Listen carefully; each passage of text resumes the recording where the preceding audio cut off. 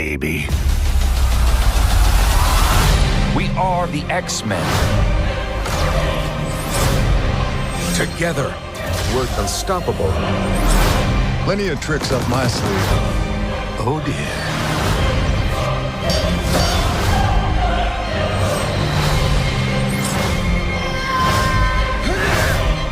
We are the dawn that breaks his night.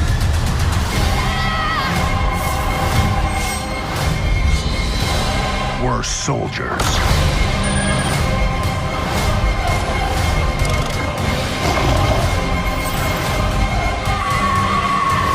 Whatever forces await, we shall face them together. She's the X-Men's most diabolical foe, Apocalypse. I will be all that is left. What is up, everybody? What is going on? We are back. Another episode of X-Men 97. Got the usual suspects in the house. Mr. Danny Graham, tell the people where they can find you, sir. You can find me on my channel, Road to Wisdom, where I'll be uploading on every Monday and Friday, usually somewhere between 6:45 7:15. Find me on Storms Live on Sundays. Hang out on Wednesdays, and of course, Monday with Nzo and Chris on our channel, Chaos Central. Absolutely. Now, I don't know if, before I get to Chris and everybody else, Brian, Jen, do you see the subline on my title? Hold on, let me bring it up. Because this was a joke that I had for last night. Oh my God! Yeah. The joke you made last, yeah, I was gonna say, but I was like, you know what? I'm gonna leave it alone. I was dying. I was like, that's my energy, right? Yeah. But Mom and everybody was like, be good. So I was like, all right, I'm gonna be good. I don't want to say nothing. Chris, tell the people where they can find you, sir.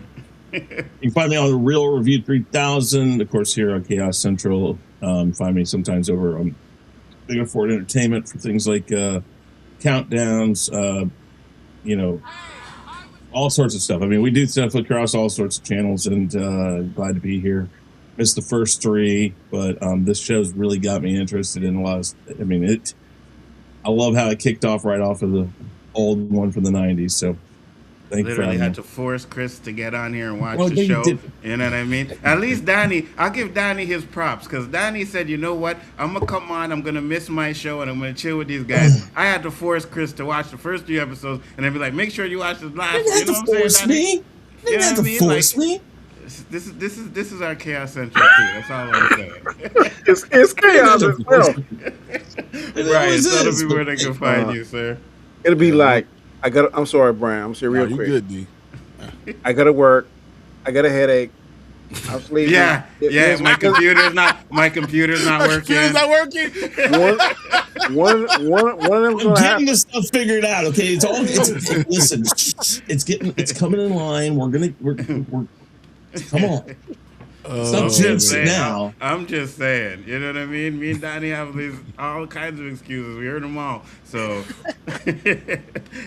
go ahead, Brian. It's so funny because for the first year and a half, I knew Chris. He was always on his phone because he didn't have a computer. He kept on saying next week. Facts. And you don't want to know that. Listen, you want me to start talking about it? I can break it all down for you. And listen, it'll take just about as much time as it took the computer back up. So let's go right now. I'm going to talk and we're going to listen because I'm going to tell you exactly what happened. We believe you. Wait, you said we're going to do what? We're going to what? We're going to listen?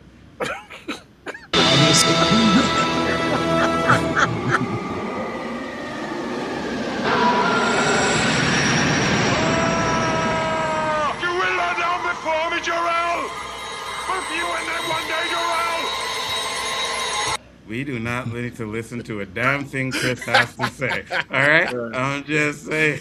My favorite quote You can still hear me. I'm Show still me here. The baby. You don't care about the labor pains. That's it. Facts. Go ahead, At least Brian. you gave him. Listen, you know what? That's great that he finally. See, he's talking about me not being able to do stuff. It took him forever to get those back. Look, T-Mood StreamYard has to have figured this stuff out. He's Yeah, figured it out in good time. He's just trying to figure stuff out. Right, exactly. Thank you, Brian. I appreciate that. Go ahead. Tell the people where they can find you. Yeah, 1/3 of Spoiler Kings, but I want to start the show and say, honor me with your action, not tears. The future needs you. It always has. Perhaps that's why I gladly play the devil, who pushes sinners to embrace the saint. Except he's not the saint. Magneto. That was very good. That was a very good line. Quote Magneto. What's up, Anique Jones? Jen, tell the people where they can find you. What up, everybody? I actually like Brian's take on it, so I'm going to kind of copy off it. I am 1/4 of Nerdy AF, so find me on the Nerdy AF channel. You can also catch me guest hosting with Sci-Fi Vision, also with Real Cinema Therapy. I guest host with Lori, and you can find me, of course, right here on Big Forward Entertainment with these kings that are around me. Hey, 100%. You've made everything on Nzo's channel better, so I'm just going to let you know that. I doubt that, but if you're going to I'll take it. I'll watch them sometimes, but when you're there, I was like, all right, I can do it. What's wrong with you? Oh my God! What's wrong with y'all? You niggas are crazy. See what happens? He found him, and now it's just going to be nonstop. This is what we're doing. 4 hours stream. 4 hours stream. 4 hours stream. I can't even get this stream started before this. And then we got Anique Jones in here talking about stop with the corny lines, Brian. I guess that's towards you. Ooh. I don't think so. I don't know who made the corny line, but who are you talking to, Anique Jones? I know it was me because I'll ban your ass. But yeah. We are here to talk about X-Men 97, Episode 4, and we're going to do it like how we do it, give our overall thoughts on the episode first. I'm going to start off with Danny. Danny, tell the people where they can find you. Oh, he said it was Brian. It was me. He said, come on, Nick. Come on. You know what? That's right. Wait till Saturday. I got you. Go ahead, Danny. Overall, all I got is 2 words: A+. Ooh, I like it. Chris Knight. Done really well. Again, played right into from the last episode. Good writing. I mean, Brian just gave you a line from it. I don't know who wrote that line, but whoever wrote that line should be given a freaking award. That's like, okay, it's a cartoon. Let's be honest, it's a cartoon, but it's an awesome cartoon. And the fact that you throw in an Oscar-winning line like that into it, that was like, okay. You didn't even get that in the X-Men movies. If Magneto had pulled that out at some point in an X-Men movie, this is why I do what I do. That's basically what it says. This is why I am the way I am, because I want to make sure that you don't become that person or something like that. That's a beautiful line. So yeah, just A. It's an A because I don't believe in A pluses. You know that, but that's fine. Yeah. Danny, Brian. This was one of the better shows I've ever seen. Like literally, when you're talking about coming from a comic book and understanding and not doing straight out of a comic book, but giving you understanding the concept and then giving you good lines and framing it in that way. They made the characters feel the way the characters need to feel. And I think that they understood. And this is why I really believe Bo DeMeo really had his fingerprints all over this one specifically. I think this is still much of his writing and his directing, because I don't think they changed a lot when I'm looking at compared to where they should have been from the comic book. And if it understood the assignment, that's the biggest thing, and it set up the rest of the season. I am so ready. I think they did a great job introducing Apocalypse, and now when we get to other stuff, you're really going to enjoy the journey. Absolutely, 100%. Jen. You guys haven't left much for me to say because I 100% agree. I, as a teacher, do give A pluses, so this to me was top notch. I think every episode has gotten better and better. It is not disappointed. I absolutely love the direction that it's going in and the way the writing is. I 100% agree with Chris. That line needs an award. Like, I had to stop it and rewind it and hear it again, and it just filled me with like all these feelings because that was 100% on point. And had they ever said it anywhere else in the universe, I think whatever character would have dropped that line, it would have definitely hit hard to the audience, especially us that knows like the comics and have seen all the movies and seen these adaptations that have fucking fallen short so many times. Right? This one really feels like it's sticking the landing. I really do love how they showed the two timelines and the parallel, and we've been seeing that in other shows. And I really just love exactly how everything went.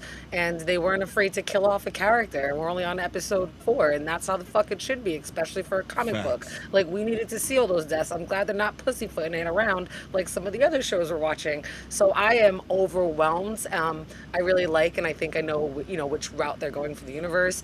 And for the first time, we saw an after credits little, you know, a little preview, a little give me something about a little different storyline, and I fucking love those. And I think that's absolutely what the show needed, just to kick it up a notch, especially after those first 3 episodes. I could see why when they dropped all 3 episodes they didn't do that before, but I love that they added that to episode 4 now, and I'm hoping that they're going to do that as we continue on, because that just screams Marvel, and it really gives you an insight, and it keeps you hungry for that next episode. So I'm loving this show. 100%. Now I'm going to ask you this, because I know Brian asked this question when we were talking about it, so I'm going to ask you guys this question. If they bring back the characters that died, does that take away from the death? No. No, not if you know the comics in the universe. Absolutely not. I think it's too much time manipulation stuff they got going on. Exactly. They probably could pluck one from here, pluck one from there. I think I could be wrong. Your mic went out a bit, Danny. Yeah, we can hear you, Danny. How about now? Yeah, yes. So I'm pretty sure, I haven't read it like y'all have, but I'm pretty sure that Gambit's probably going to be a horseman. Yeah. Yes. That's going He'll to be be death. And probably Magneto now that he died. Yeah, me too. I think they're going to steal a page out of Star Trek. You remember when Spock put his conscience in McCoy? Yeah. In Search for Spock. Yeah. I believe they're going to I believe Magneto somehow put his conscience, or Charles got his conscience. It's called Onslaught. Yeah, that's how you get Onslaught. I was going to say Onslaught, are you mean? Which I do think by the end of this, if they do it right, at the very last episode, we should get introduced to Onslaught. Or at least the second to last episode. I don't know if you guys agree with me that I've read it, but I think that that's what they're setting up, especially since we saw the joining of the conscious, in episode 2 or 3? Yeah. Right? So I'm sorry, I can't remember because I've watched it so many times. Whatever that episode was, we saw that happen already and nothing came of it. I think they'll set it up again to bring on Onslaught, especially if they're going to bring Magneto back. So I think that's a perfect way to set him up. To set the season up for season 3 to have Onslaught. They talked about it though for Rise of the Apocalypse Part 1 about him traveling into his mind and having Eric, understanding Eric more, because they did have that mind meld. So now with having the helmet, I think I also brought it up with having the helmet, along with him going ahead and traveling into Eric's mind, you're going to have it. It's going to be Onslaught, and it's going to be a fire, and they're going to be able to do it. I think they're going to do it. The penultimate will have Onslaught, and then the finale will be phenomenal. Right. Setting up something totally different. I'm hoping that, exactly that. I hope this writer did season 3, because if not, they might mess it up if they put somebody else behind the pen. No, season 2 is his last. They said season 3 is going to be completely new, and that's writers. why people are a little worried about season 3. They might mess it up. We were discussing that, like Nzo and I were discussing that when last time we were on here. We were and Brian too, right? We're a little worried about where it's gonna. We know this season will be good, right? We're all betting on that. It's so far it's on point, but season 3, we're worried. Are they going to change the direction, change the vision, go on a different path with some of the storylines, like in some of the other comics when they diverge? Where we need to see, but it's definitely a worry that I know that I have, because I don't want them to fuck it up. I'm really enjoying the show. I'm very interested, because Nzo has made a statement in the past that one episode or one season don't save the show. So I want to see how he may change if season 3 sucks. So no, I don't think one episode can save a show like for a series, but if you're saying season 3, if it's bad, will it ruin the whole series? I don't think I don't think it'll ruin the whole series, but it will ruin what comes after it for me. I just say The Witcher. The Witcher is all I gotta say. The Witcher. Yeah, that's a good point. Now, do we know if this writer is just not going to be a part of it anymore, or are they moving on? Because Bo DeMeo about animation. Bo DeMeo is not going to be a part of it. They better make him a ghostwriter. That's what I would do. Well, if season 3 sucks, he'd be my Ghost Rider. They actually can't because he's going to court. He's going to court with them in July. I think they said it was next year, July. So he's going to court with them. So he's completely done. Like, completely done. Wow. So, yeah, there's no paying him off or anything like that. So, kind of sucks, you know? It does suck. Yeah. They should need to pay him for his first 2 seasons, though, if his name is on there. Oh, yeah, he's still executive producer right now, so you see all the only things. You still see as executive producer. But you have to remember, so X-Men 97 is coming off of X-Men 92, right? This is when it originally came out. X-Men 92 was good until about season 3. Season 4 sucked. And season 5 was awful. So, like, a great thing. We're loving this right now because nostalgia, but I'm just saying the same thing happened in 95. In 95. Absolutely. 100%. No, you're right, and that's a big problem. But I don't know. It's so weird because in today's show running,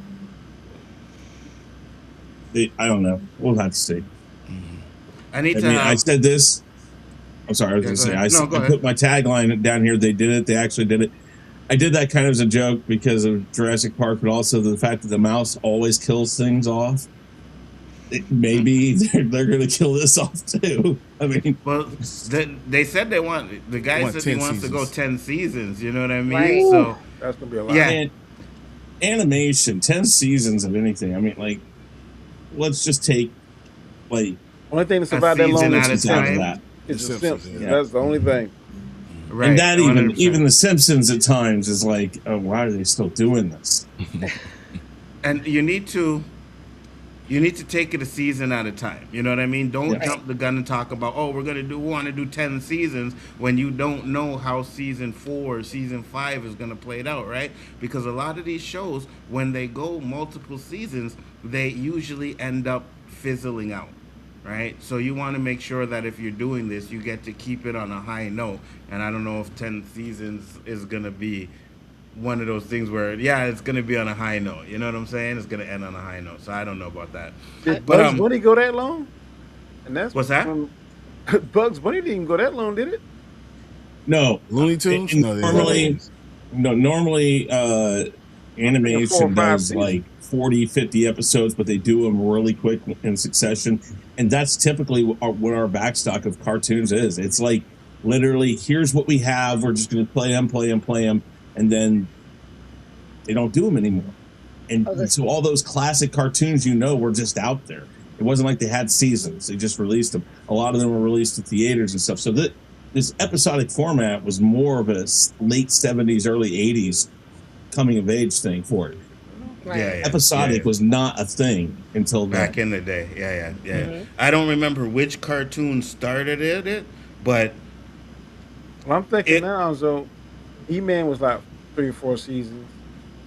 Thundercats was like 4 or 5 seasons. No, Thundercats was only 2 seasons. Mm-hmm. I think it was that. No, Thundercats was only 2 seasons. Yeah. It was 2 parts. So the first season was part 1 and then part 2 because they did it fall and then spring, and then season 2 was then fall, spring again. So it seems like it's 4, but it's really only 2 seasons of it all together. It's only like 22. Like it's only like 40 episodes. It's like it's not a lot. Gargoyles was short too. Gargoyles was only like 3 seasons. That's one of my favorite cartoons that's of all the thing. Time. They're very short runs, and basically, and here's the thing: if they did this, for some reason a lot of this production crew did sit down and say, "Here's where we're starting, here's where we're ending." That's what they used to do, and then they would animate it out. And once they got there, the show was done. They didn't have these things that. Once they had a central theme. Got 4 seasons. The first season was 65 episodes. Season 2, 3, and 4 was 20 each. Really? I just looked it up. I have. I'll just tell you what it said. I remember more than 2 seasons of Thundercats. I only remember 2, but I guess I'm wrong. It went on from 1985 to 1989. Really? Yep. Looking at it right now on IMDb. Yeah, no, it does say original Thundercats animated series consists of 4 seasons. Season 1 was 65 episodes. So continues, but because that was volume 1, season 1, volume 1. Season 1, volume 2 is now the next one. So it's not. So they might be breaking it up, But I'm telling you that there was a season 1, volume 1, and there's a season 1, volume 2. Yeah, no. Wait. I know that. That's how they selling it when you buy it. Was it 4 years or in 2 years? 20, it was 4 years. 20 episodes. It was is one season. 3 years technically. It says from 1985 to 1989. To 89. Yeah. Am I missing one? I think Brian's. Yeah, right. Brian, you might be missing one, Brian. That's probably how they sold it. I remember watching them suckers because then they found the last 3 Thundercats. Bengali, Pumara, and the one that was blind. And they had a whole different group of doggone the Lunatics. That's the thing, though. What we know as a season now, lots of times they break it down. For instance, SpongeBob only has like 5 seasons, but they've got like 800 million freaking episodes. So, you know, that's the thing, is that it just depends on what your idea is. So when they go back and they repackage it, the easiest way to repackage it is to tell you this is season 1, because they're going to release it to you in that package where they're going to find an episode that had kind of a cliffhanger moment, and they say, we can stop it right here. That's new packaging. That's new people who own the rights to it that can repackage it and sell it to you in a different format. When we watched it as kids or as teenagers or whatever, for the older people here, I never watched SpongeBob. I was a kid. I think it's awful. I hate that show. I don't care. I was a kid when it came out. I was not. I never watched it. I don't let my kids watch SpongeBob. I hate that show. I think it teaches bad morals. It was great to sleep garbage. To. Just saying. Garbage. Yeah, garbage. No, I'm telling you what's garbage. The other one, Rugrats. Oh my, not Rugrats, but Rugrats. When they curse all the time. Ren and Stimpy. Something Park. Oh, South Park. South Park? South Park. Oh, you are out of your mind. South Park was the shit, bro. Yeah. South Park is still going on. I remember. I don't like it anymore, but go ahead, the Jen. first episode, I was in 10th grade. All my friends were talking about it. I remember going to the cafeteria and we still were like, kick the baby. That's all. Like, I remember the very first episode of South Park. And I loved South Park up until like the whole Jesus and demon shit. And I was like, check out.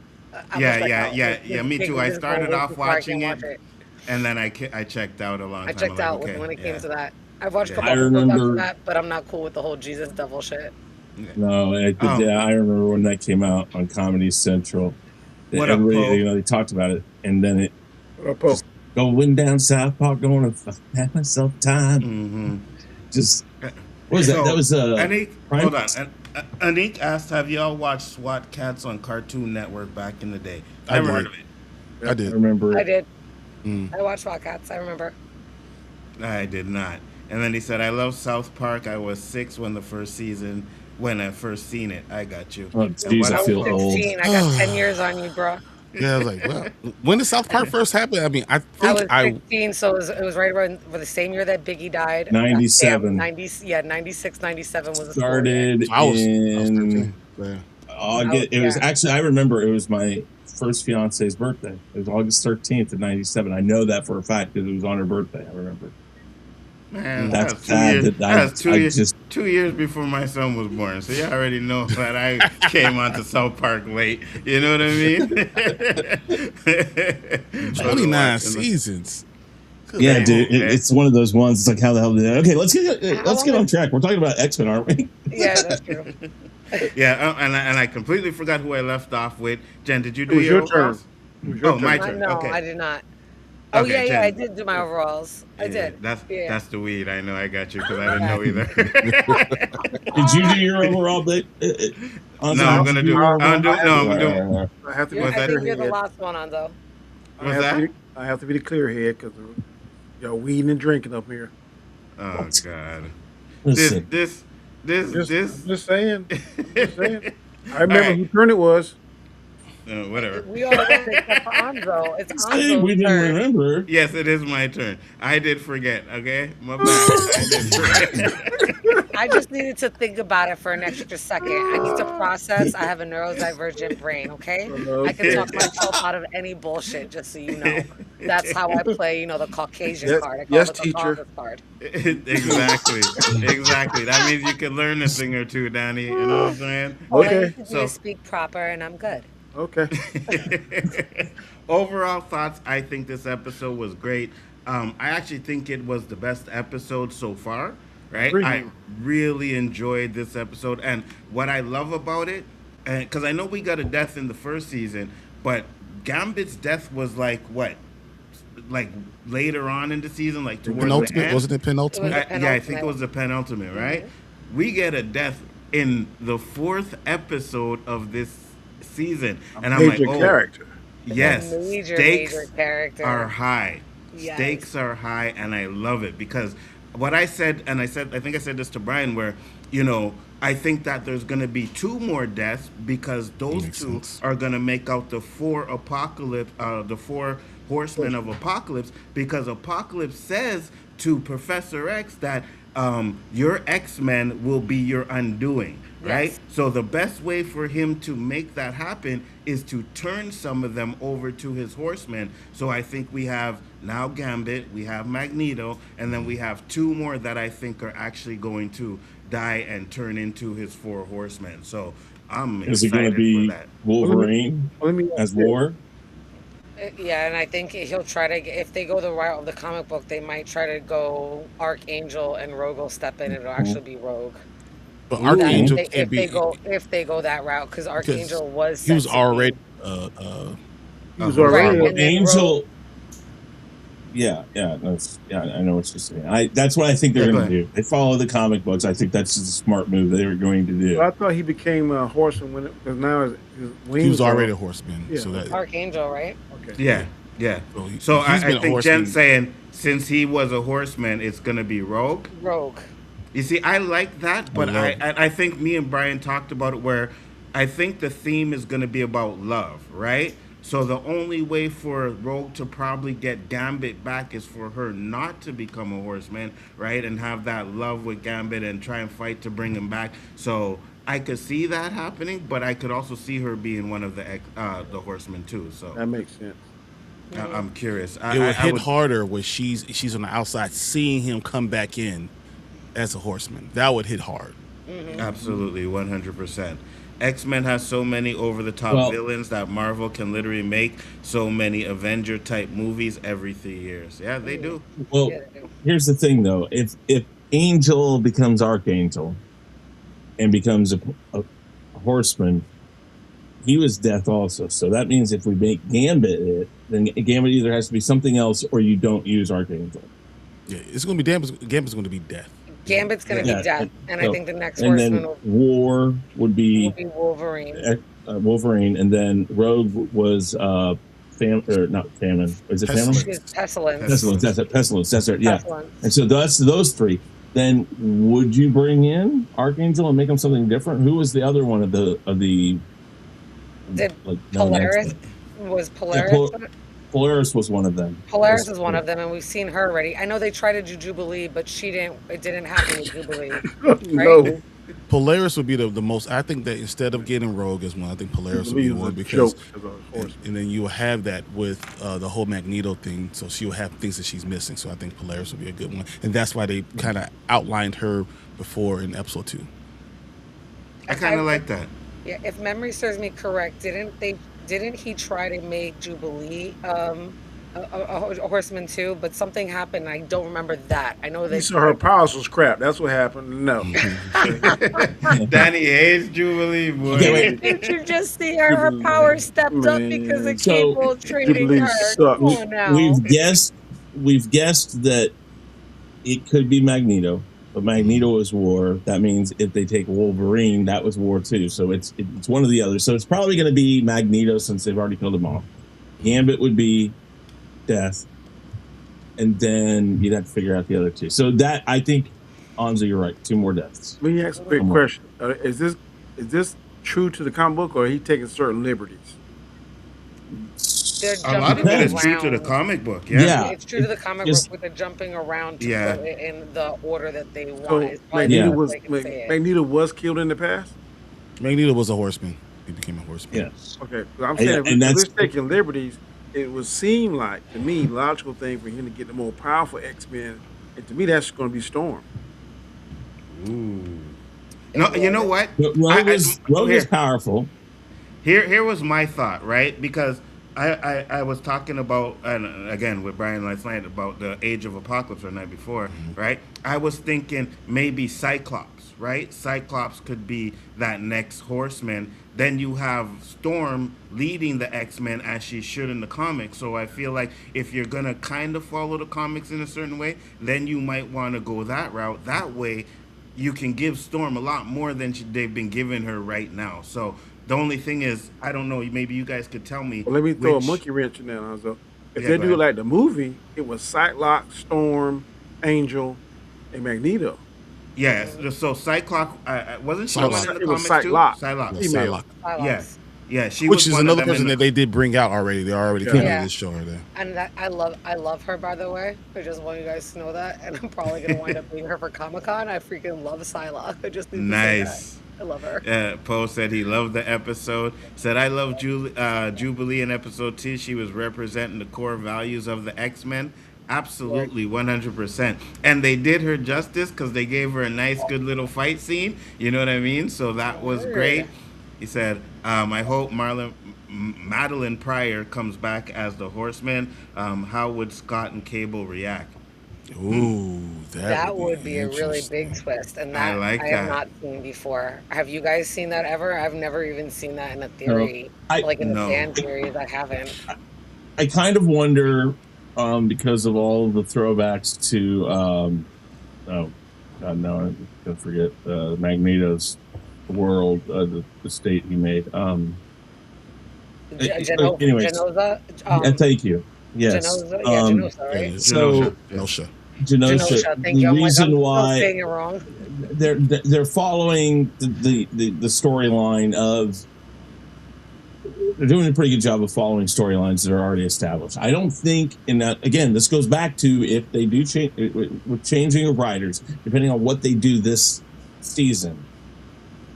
If they don't have that figured out, if that's not the path they're going to go, which I think is a pretty safe way, because that's how you bring them back from the dead, and they, for whatever reason, if you don't do that, and if you don't follow the established plan, then that might be looked at as a little wonky. I've always said, don't remake a song just because you can. Remake it because you can make it better. So if you don't have a better plan, don't rewrite it. Just go with what's already been done. And I know that sounds counterintuitive, but it's the smarter move for this type of show.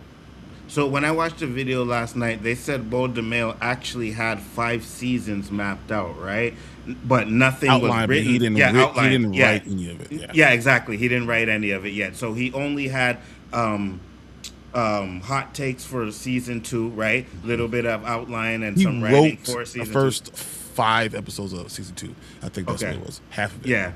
Yeah. So he wrote some of it, but he doesn't have. He had the outline for 5 seasons. So I hope they follow the outline. But here's what I want to ask you, because I was always assuming. Before I'm gonna say, I think this is it. This is where we're getting for 4 Horsemen. We're gonna get Magneto. We're gonna have Gambit. We're gonna get what's his name? Sunspot. So here's the thing, Brian. And I was talking about to Chris. So Sunfire was, but we don't have Sunfire right here. We have Sunspot. So that's why I think go ahead and use that. Why are you gonna make Sunspot? Sunspot. You're on point. That's it.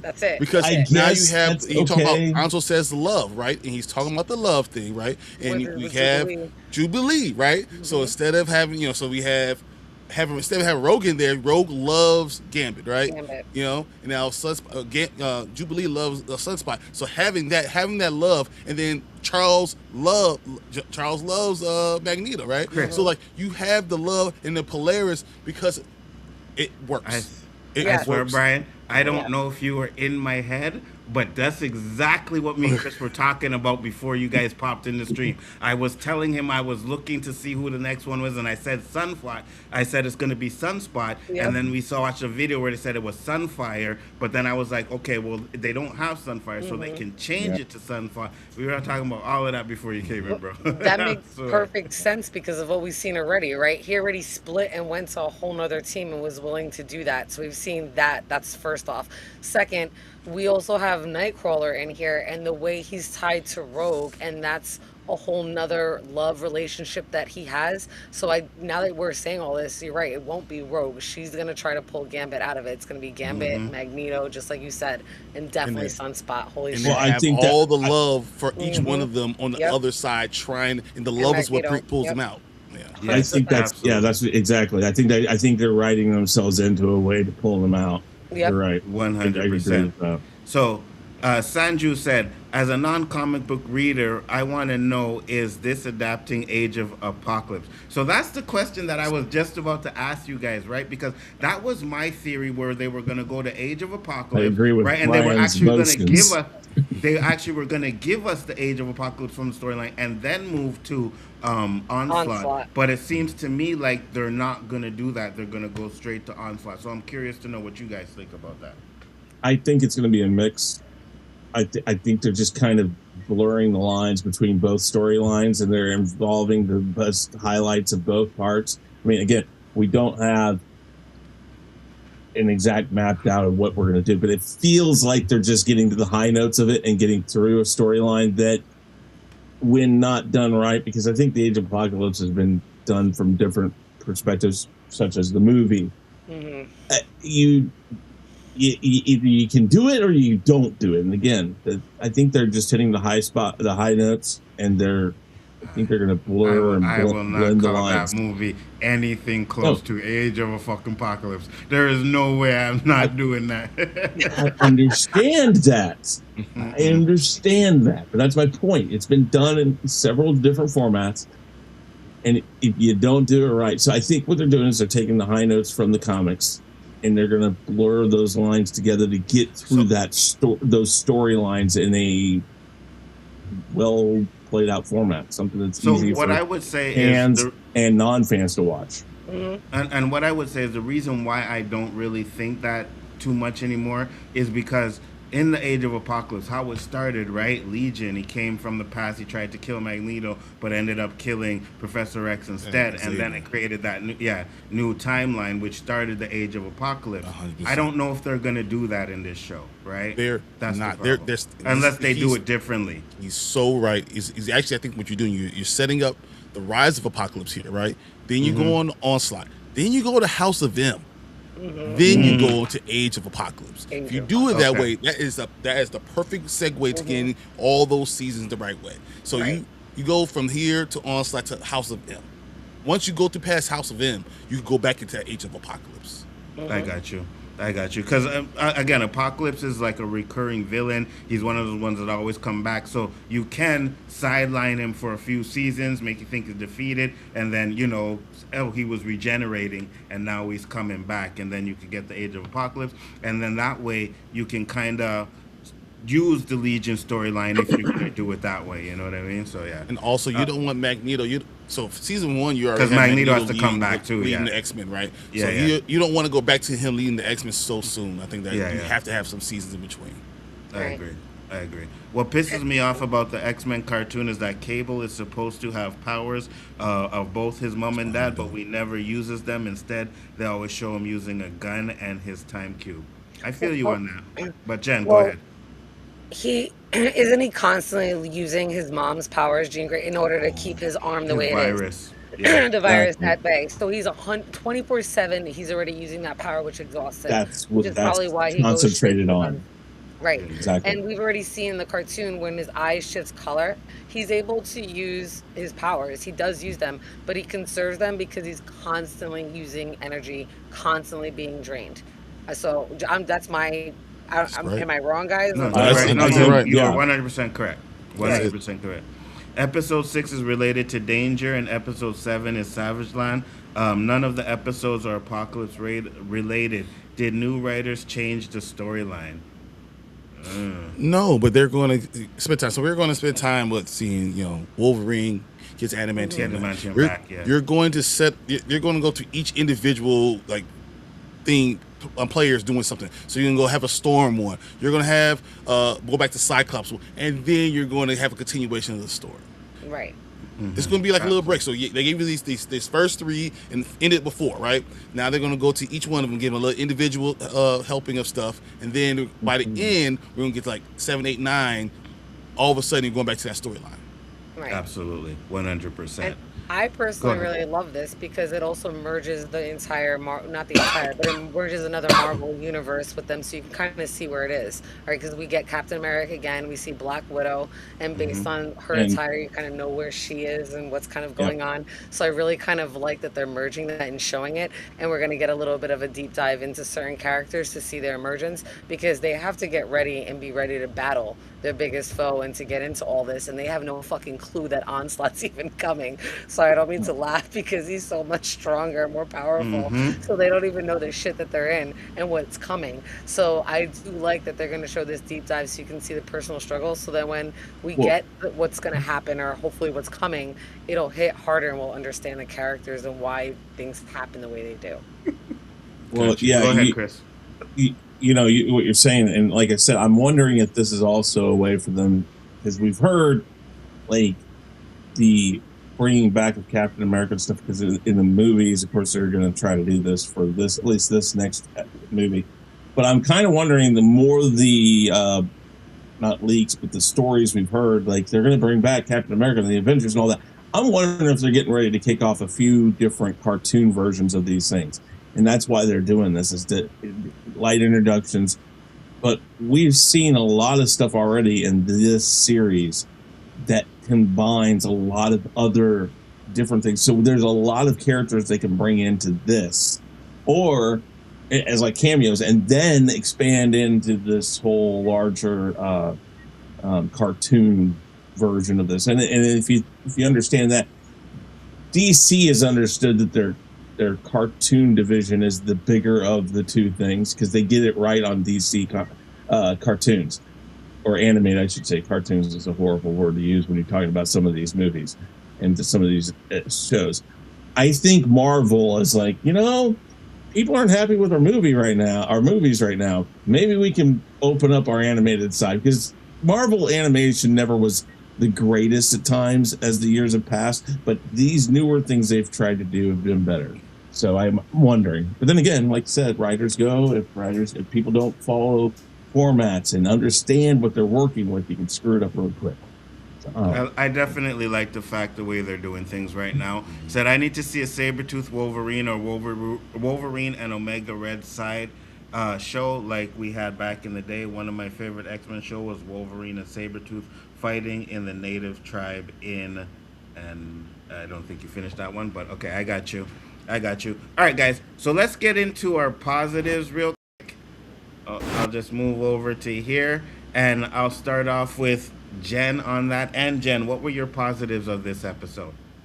What we saw, the relationship between Magneto and Charles, right? At the very end, the line that Magneto gives that Brian read earlier, all of that really kind of hit home to me. That was the best part of the episode.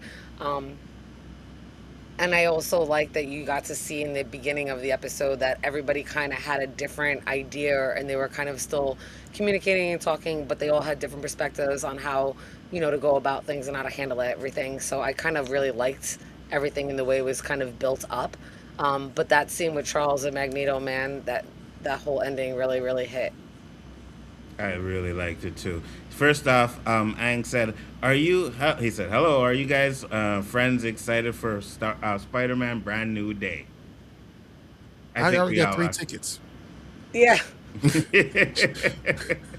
I don't know about 3, but I definitely got my first day tickets, 100%. So we definitely excited for that. Brian, Jen, were you finished with your positives? Let me see. A couple other positives when they were I really liked, as far as the animation was concerned, when they finally got into the chamber where the temple was, the way we saw all of the different Easter eggs and things that were actually on the wall that were kind of inscribed. I love that. You see Khonshu? Everyone saw the yes, yes. Mm-hmm. And I loved like the way the head opened up. It reminded me exactly of the comics and back in the day. So I did really love a lot of the different scenes that they showed, like Ship. They realizing that Ship was who it was, you know, the spaceship. So I really liked a lot of those callbacks, and even that was like kind of a meshing of different, like Chris was saying, kind of different storylines and how it came out. But I really did like it, and I also liked when Kang left. When he left, whatever Kang, right? When he put on his new face and oh my god, the old school Kang. Yeah, the old school. Like, oh my god, it's just like the book. But the girl that he was talking to, why can't I think of her name? Kantra. Kantra. Yeah. I like who Kantra is because I think they might be they're going to be merging that towards Apocalypse and other Horsemen. I'm hoping that they go that route. So I kind of like that they highlighted her about that, because when the X-Men Apocalypse fall through, it will be with Sandra, where Kantra and you know where I'm going with this, right? So I got excited. You are on her. So right, because what did he say? He says your destiny starts today. When he left her, he said, and he called her. He said, for your power only challenges by the force that is external. External, because she's the externals. That's what Nur is. Yes. That's what the Nur is. Inside of Nur is external. So like as you go through the ages, but she is too. So like that's how you defeat him. It's the only way we can defeat him is something from the external. And that's really looking at her. That's who it was going to be.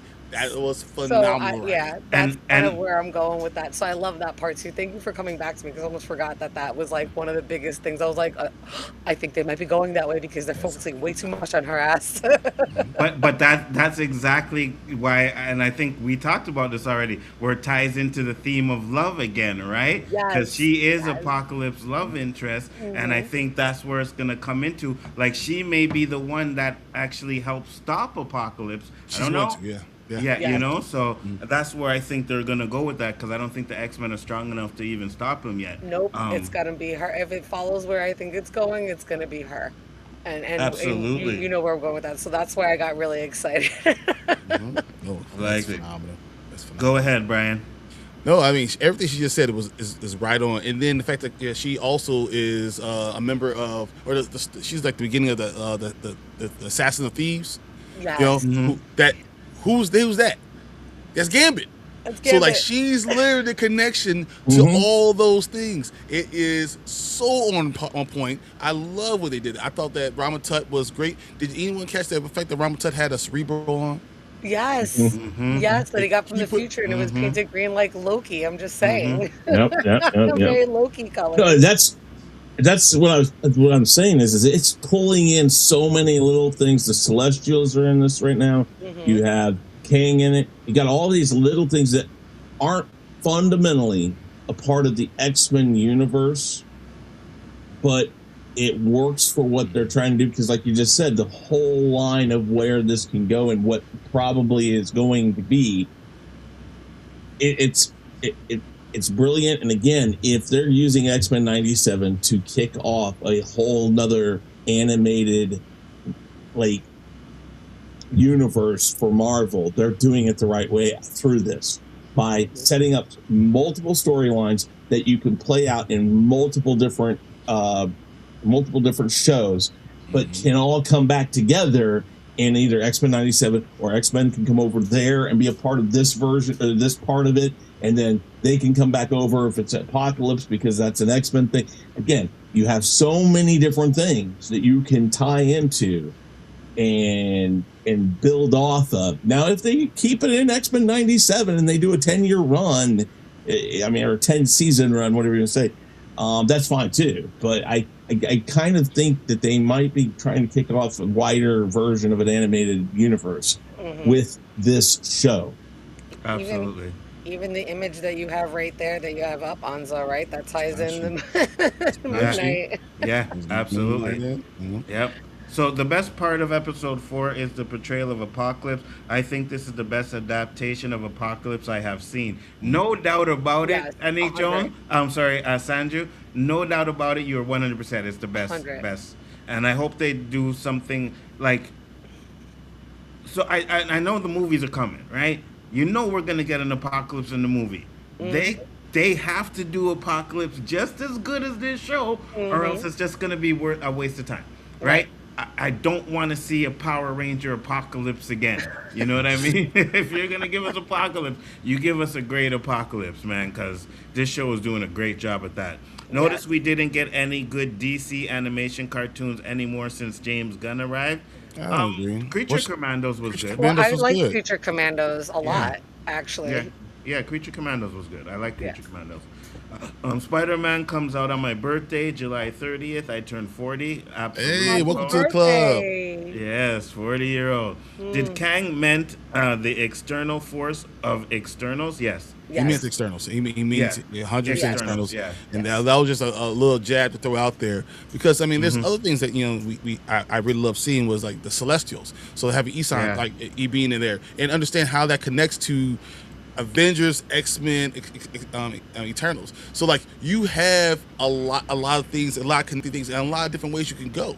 So they're doing a phenomenal job with tethering things together to allow you to have multiple options to go for multiple seasons. That's why I think House of M is going to be coming in, and I loved what they did with this episode. Period. Absolutely. Just alone with them, like pretty much hinting that or not hinting, but showing that Apocalypse powers celestial power. You know what I mean? Yep. And then that alone is going to let you know that his power is eternal. Where he can change it, he can adjust it, how powerful he is going to be. I love it. Apocalypse is inevitable.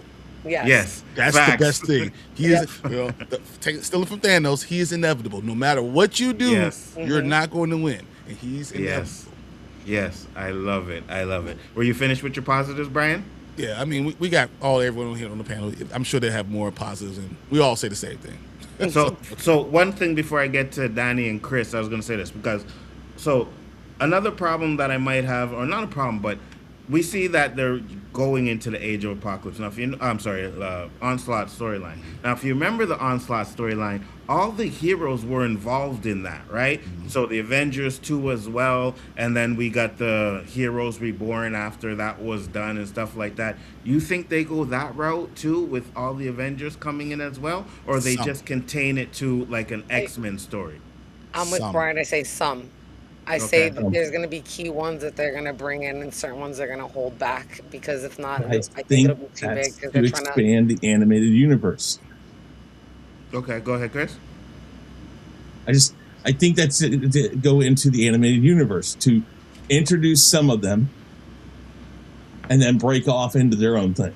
Like have spin-offs based off of it so we get more detail about that storyline and how it came to be. I like that. Absolutely. Brian, you were going to say something, Brian? No, I'm just going to say that Captain America makes sense because then if you do an animated one, you can do Captain America and Falcon and really go into how awesome that, because that's one of the better comic books that we have. So something that you can really go into and enjoy and have another storyline that's very much like it in that animation style. So like you can do that. You can bring Hulk in. You can even have Morph turn into Hulk. Since you can't do a Hulk movie, maybe you do animation with Hulk. So I mean, there's things you could do with these classic characters that you should have in this that can fit into these storylines.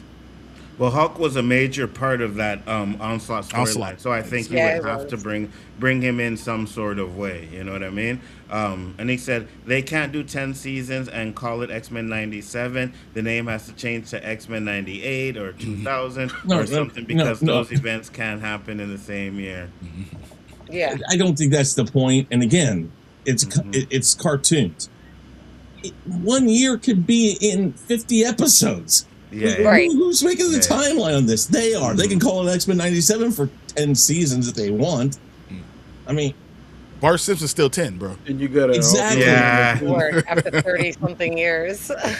Maggie's still a baby. Exactly. It's like it's non-linear. It just cannot. It doesn't have to follow that logic that we have. We're aging. The show doesn't have to. What were you going to say, Danny? Chris. I don't know what else to say. It just happens. Damn it. I'm sorry.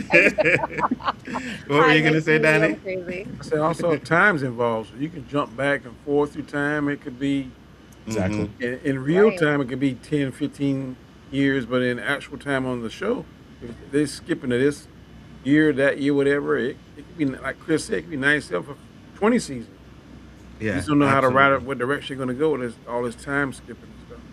Absolutely. Well, you said you guys want to do Age of Apocalypse. You can do that's a total different dimension. So if you got different dimensions too, come on, you can live that last 97 forever. Yeah, absolutely. Because like you said, it kind of created I think they did the back timeline. They did that Back to the Future kind of timeline, right? Not where it branched out to another timeline, but what happened affected the future in that timeline. And then Bishop actually had to go back and change it back so that everything would be normal, right? Xavier from being killed and then put it all together. Yeah, absolutely. Chris, positives. Again, the amalgamation of a lot of different characters in the Marvel universe right now. I'm loving it. Definitely a great version, or a great writing for Apocalypse. This is very good. It shows it shows his history of who he was and what he becomes in a very quick format and done in a very good way. We see a lot of see the Celestials. We see a lot of expansion of lore in the Marvel universe, but primarily, again, I go back to when Brian said it when we started. The line that Eric gives, or Magnus gives, when you write that way for a cartoon. And again, cartoon's a kind of a derogatory term for these types of shows. Take care, cool nerd. But it is a cartoon. But when you do that for these types of shows, it gives a weight to it. It actually grounds it into being able to spark emotion. These are 2D characters on a screen we're watching it. It's hard to give emotion and weight to what they're doing, and I think you guys said it. The way they killed off Magneto. No. The way they killed off Gambit.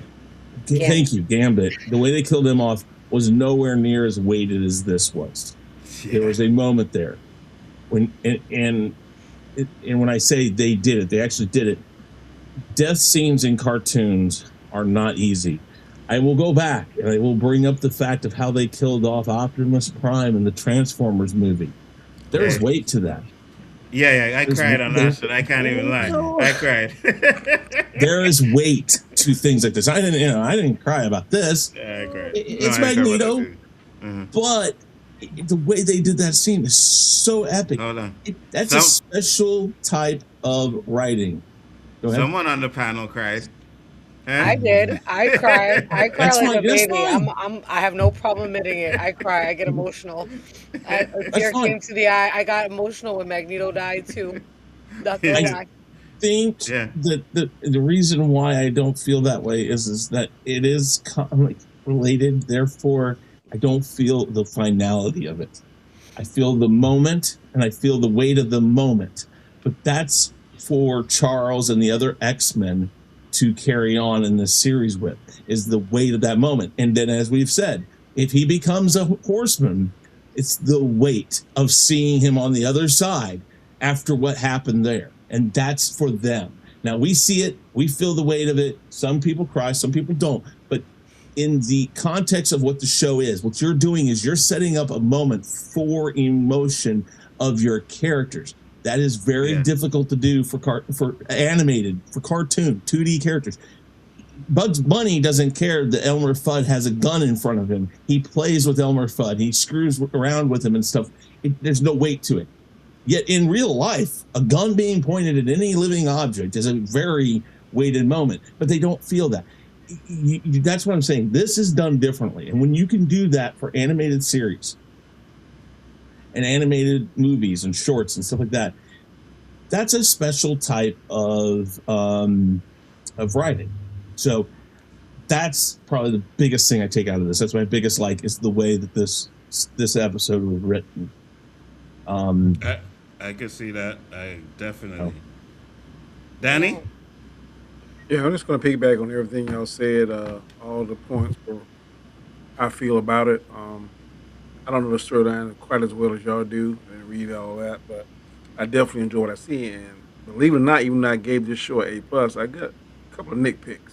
But overall, I got one too. I got one too, Danny. Don't worry. Yeah, but this episode is fantastic.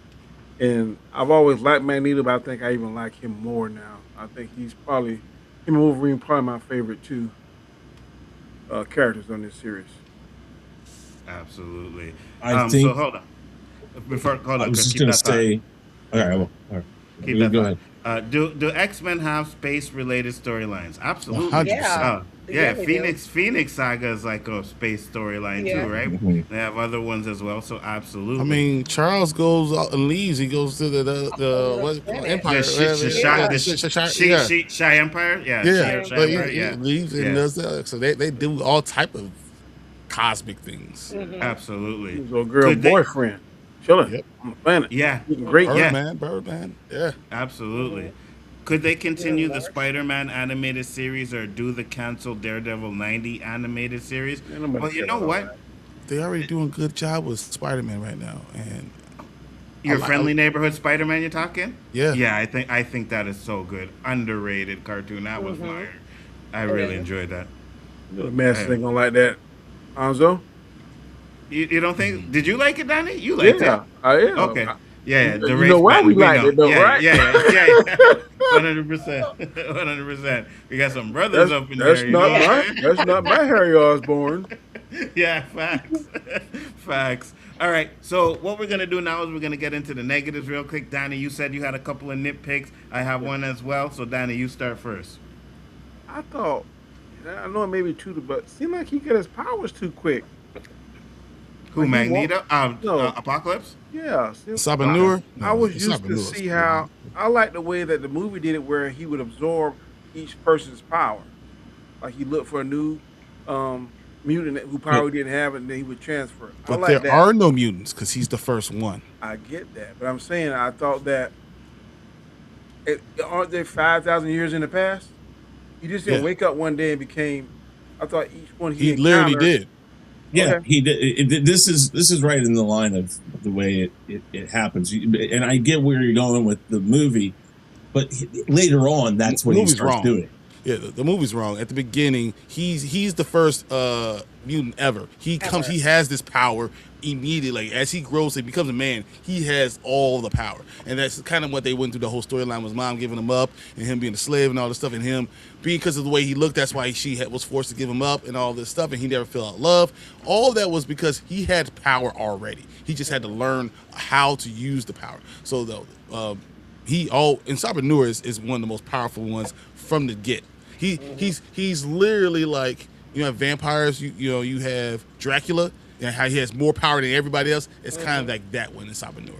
And the only reason why I phantoms on you for saying you like something from that movie, Danny, is because I know you came on here and you're missing House of Dragons. So I have sympathy for you on that one. But that movie, Brian is right. I don't say I like the movie. There's certain things on it I like. But overall, the movie is crap. I agree with you 100% on that. I like the movie to a certain extent, but there's a lot of things just horrible. Oh, my God. Then the second thing, too, go ahead. Like, I thought the Celestials were like trying to harness life.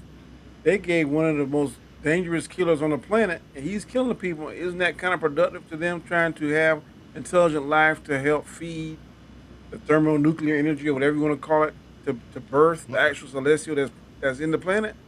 That doesn't make sense to me. Isan is not like anyone else. Yeah, I was going to say, I think there are some Eternals that don't think the same way as the other ones, and he was one of them. But go ahead, Brian, explain. So what was his purpose for giving him that power? Death and destruction. He wants the end. He sees Apocalypse as the end of everything. He wants death and destruction for everything. Yeah. He wants it all to end. That's Isan, what his whole goal is. That's what he gave that power to end all these things. Right. But he was not the one that was on Eternals. He's one of them. Yeah, he is. No, I'm yes, saying. but go ahead. I want clarification. He was not the Celestial on Eternals. That's not him. Yes, that's one of them. He's one of them. Yeah. No, I ain't saying one of them. I'm asking. There was multiple ones in Eternals. That's what I'm saying. There's multiple. I'm saying the one that always would come and talk to the girl, look like a wax. Was that his son? Yes. Okay, that's what. But the thing is, the thing about this is you have to understand that the Celestials are neither good or bad. They're just not bound by human morality. So it's kind of they're scientists. They play with people. They play with things because they just want to see what happens. So kind of this whole thing is hey, I want to cause this havoc to see what happens is more the way I've always understood it. Maybe I'm wrong, but I've always understood it as the havoc is there because he's like, I just want to see. I want to fuck around and find out. That's kind of how I've always taken it. And I think the very way that he does it in this episode is kind of that way. It's like, first one that gets to me, hey, if you can handle it, go ahead. No. The one on the Celestial name was Ashram. Don't give me bad information. They were all. There was multiple Celestials. I'm not doubting that, Brian. I'm asking, was this the same Celestial in Eternal? Yes, this is one. I know it's one of them, Chris. You're not listening. Is it the same one? No, it's there's 30-something quarterbacks in the NFL, but there's only one Patrick Mahomes. I'm asking, is that Patrick Mahomes or is that a quarterback? Y'all tell me it's a quarterback. He did talk to one of the. See, the problem with the Eternals, and this is what you're saying. There's too many. There's too many. They talk to multiple Celestials, and that's why like the confusion is. So that so there are some that talk to Isan because he's more of a. I want to end all things. There is more than just one. So that's all. I'm not disagreeing. I was just asking. Isan he was in another movie. One in the Eternals' name was Ashram. I just looked it up. Yeah, that's but Isan was in. Oh, he's right here in Guardians of the Galaxy. Mm-hmm. He's in Guardians. Okay, he was in Guardians. Okay, I got you. I couldn't think what it was, but yeah. Sanju said, I would love to see Iceman and Kitty Pryde in X-Men 97. We might. I think we'll get to Kitty Pryde. We'll probably get to Iceman too. Did episode 4 make Apocalypse too sympathetic? I feel audience should hate the villain. He does a lot of shit. You'll hate him. Don't worry. I hate him now because he keeps Magneto. I'm already there. Rogue should have removed her gloves and absorbed Apocalypse power. That is my nitpick. 100%. That was my nitpick. 100%. I'm like, why did you take off her gloves and touch him? I can tell you why. Because it doesn't work that way. Again, that's why, remember Magneto was able to touch. She was able to touch Magneto. There's certain powers that you're able to do certain things. I don't think why she did. It doesn't. She was too grief-stricken, worrying about Gambit. That's why she didn't do that. She was off her game. Yeah. Plus, I think if she'd been on her game and Gambit would have been there, I believe she'd have made that ex-professor or whatever. They tried that route, but she was so grief-stricken because she talking to Avenue about love and all this kind of stuff. Mm-hmm. But her mind wasn't in the game, in my opinion. That's I could see that too, but would she be strong enough to take that power though? That's what I was thinking. I don't think she can take it. I think she can decipher it because you remember, and I'm keep referring to the movie, she got stabbed by the claws, but she took a little bit of his power to heal herself. So I don't think she can. She wouldn't be able to hurt him, but she'll take something from him, maybe slow him down. I think. Yeah, she can be as strong as him for a while, as long as the effect lasts. Before we talk about this, because I'm interested to hear what Brian says, although I think you would agree with me. What was the one before that? What was the one before that was asking about Apocalypse? What was the question? Was he too sympathetic? Was he too? No. I think they painted it very well. Mm-hmm. They painted it very well in that, at least the way that they're trying to do this is that they think that they can make him start Charles's crusade early. Like that's what Magneto thinks he's going to do. Is he thinks he can get Apocalypse to carry the flag for Xavier earlier than Xavier started doing it. And that's the interesting thing is that they're making Magneto more of a good guy early on. Mm-hmm. And I think that's going to lead to him being more of a bad guy later on. But we'll see how that goes. And then Brian, you said it's easy, right? This is real simple. There's one leader of the Celestials, guys. The one above all. One above all. Yeah, exactly. It's literally Stan Lee is he's the god of the whole realm. So like there's no doubt who's the most powerful Celestial. It's the one above all. Yes. Absolutely. In the trailer, Rogue tries to enter the Celestial pod. I'm curious what's happening there. Very interesting. There's a trailer for the next episode? Or are you talking about the one, like the whole trailer for the season? Not sure. But Chris, your negatives. I would say, if anything, it's not necessarily a negative. It's a nitpick. It's that there is some pacing issues. It's a little quick than I would like. There are some better things that we could explore a little deeper that we can explore. But knowing that they could be setting up for more of that explanation later on makes it more of a nitpick than a dislike. I think that's about all I can say is that they're really cutting through a lot of backstory and a lot of this really quick. But the way I see it, the way I see that they're setting things up tells me we might get some flashbacks to some of this stuff that dive deeper into it. So it's a nitpick. I'm not going to say it's a dislike. I got you. I think episodes should be longer. I think we talked about that last week, but episodes should be a little bit longer, so I can agree with that 100%. Now, I don't know if you guys agree with me. I'll go with one of my nitpicks, and I only have one. And it's something that happened this episode and happened last episode too. Now, I know Ramatat used what was like a cerebral type of advice, but I feel like when they get into Professor X's head, he's kind of weak in there. You know what I mean? I feel like they kind of weak him up, and I that's my nitpick, which I don't really like about that. He was very Jean Grey-ish. Oh no! Yeah, exactly. Yeah, and I didn't like. Yeah, exactly, Jenny. Like a little bitch, 100%. I don't like the way they're bitching him out, especially when he's supposed to be one of the best, mutants, strongest mutants when it comes to psychic ability, and it feels like they just like punking him off whenever they do that. So at least they try to fix it. It's like it's something I never experienced before, or whatever. So I see what you're saying, but he's going up against a Celestial, so maybe we can come a little bit of slack. Because he was trying to get inside of Apocalypse mind before he was transformed. He kept hearing that voice of the Celestial. Is that correct? That's what I understood. Isan. Yeah. So maybe we all be a little B if we. But wasn't the first one in the last episode? Wasn't it just the guy that they kidnapped? He was trying to get into his head. The first time, I think. Was it? I think because I know.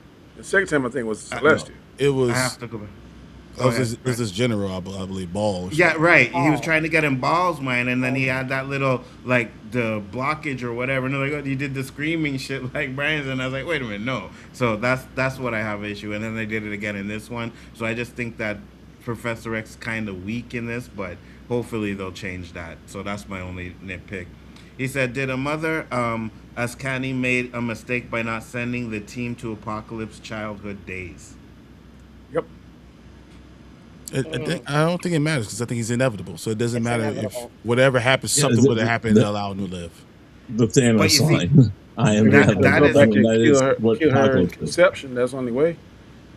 Yeah, and that's what I love about these episodes. It's like the X-Men pretty much created their worst enemy. You know what I mean? That's so the it didn't point. matter what they did, and I love that shit. I love Very it. much a butterfly effect. That's a part of the rules of time travel. You cannot go back and change the past.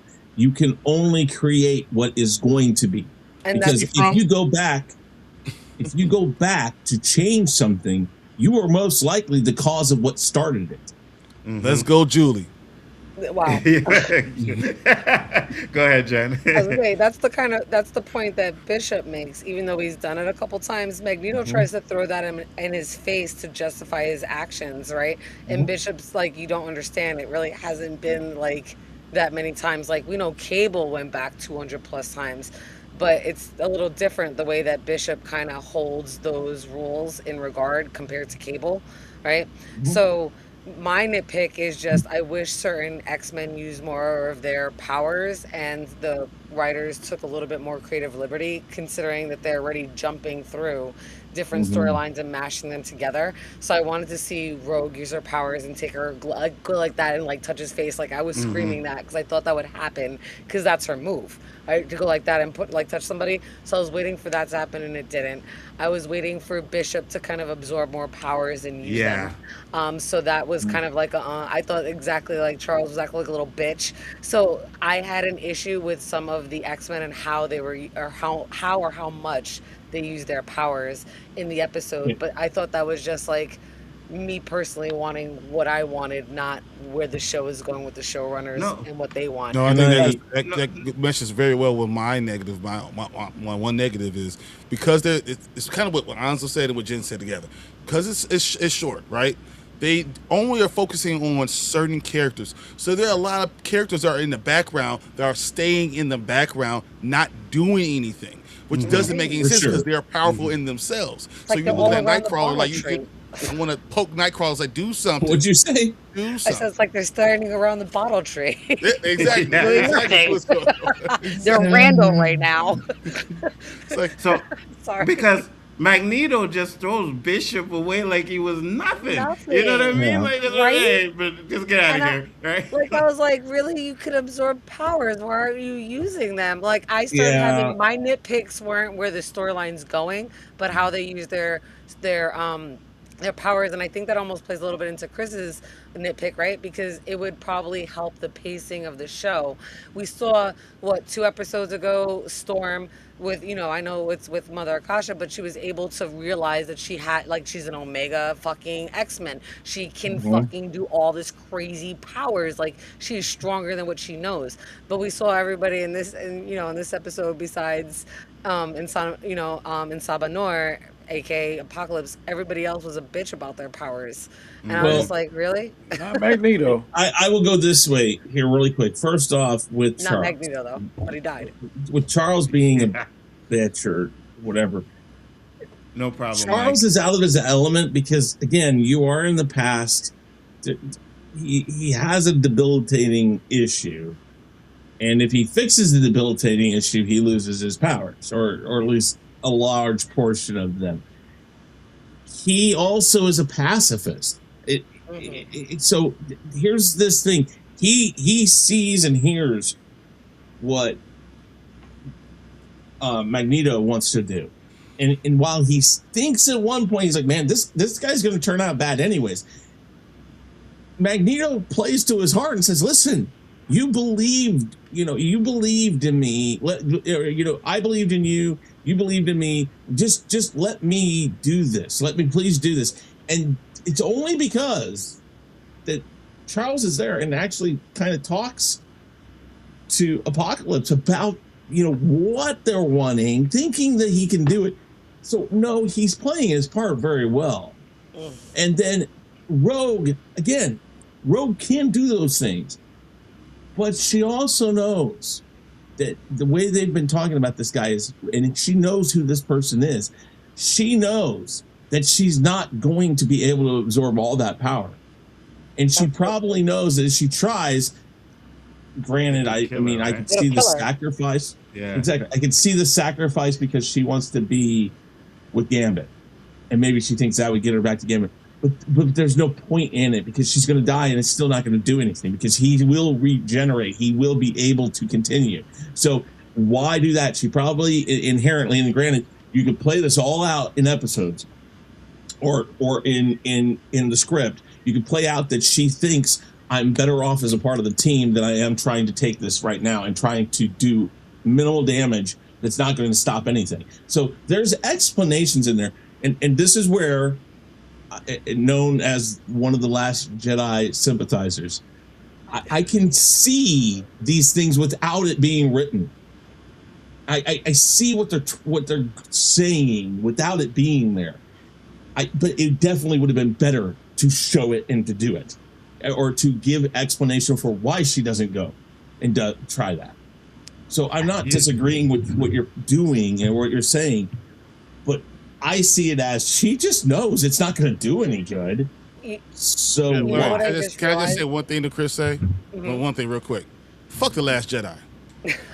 Yo, Brian, I swear to nobody understands how I handle I swear, I'm telling you, this guy is in my head because I was just looking for my Phantom Zone for you even bringing up that damn movie, bro. Like, what are we doing here? Like, don't ever question my logic behind that movie. I can explain it to you in so many ways.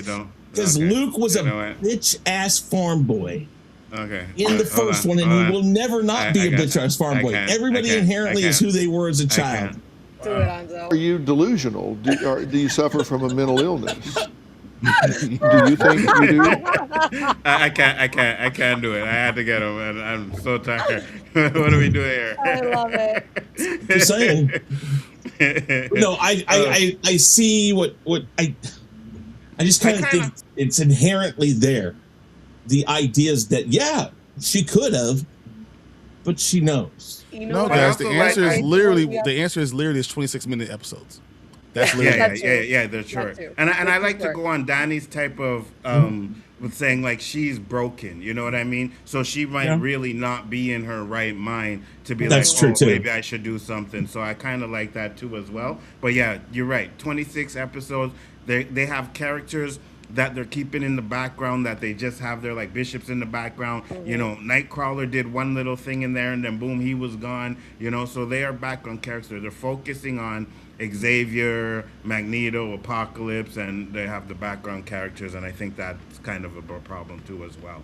But I was going to just say, I actually, knowing what my gripes are, I actually do rethink a little bit now and kind of, if they're kind of modernizing it and make it so it's relatable.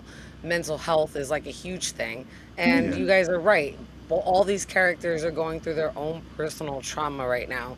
And the way like Charles kind of mirrors Magneto's pain in this episode would actually definitely weaken him. Look how Magneto was a couple episodes ago when Charles was trying to break him out of that, and we didn't get Onslaught in their little mind combination, but that's, you know, where it's going to come from, kind of a thing. But you also see how broken Rogue is, and I actually didn't really realize how much the trauma would put in, because you know, back in the 80s and 90s, in the 90s when this came out, you know, you decompartmentalize and you just take care of business, right? You didn't deal with feelings.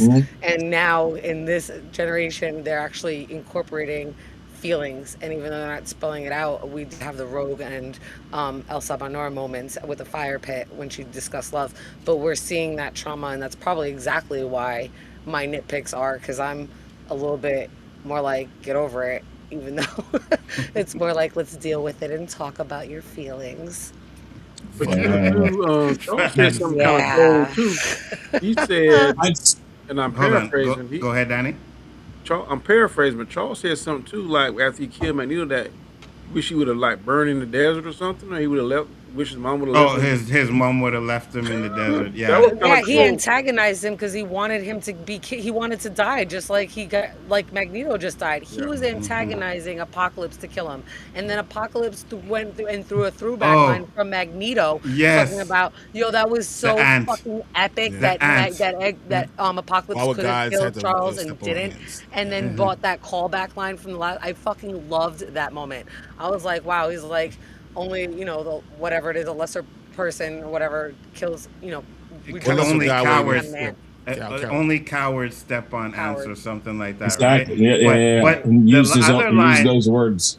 The other line that got me is like, I'd have made your ass a horseman if it wasn't for a lack of spine. I was like, oh, you. Yes.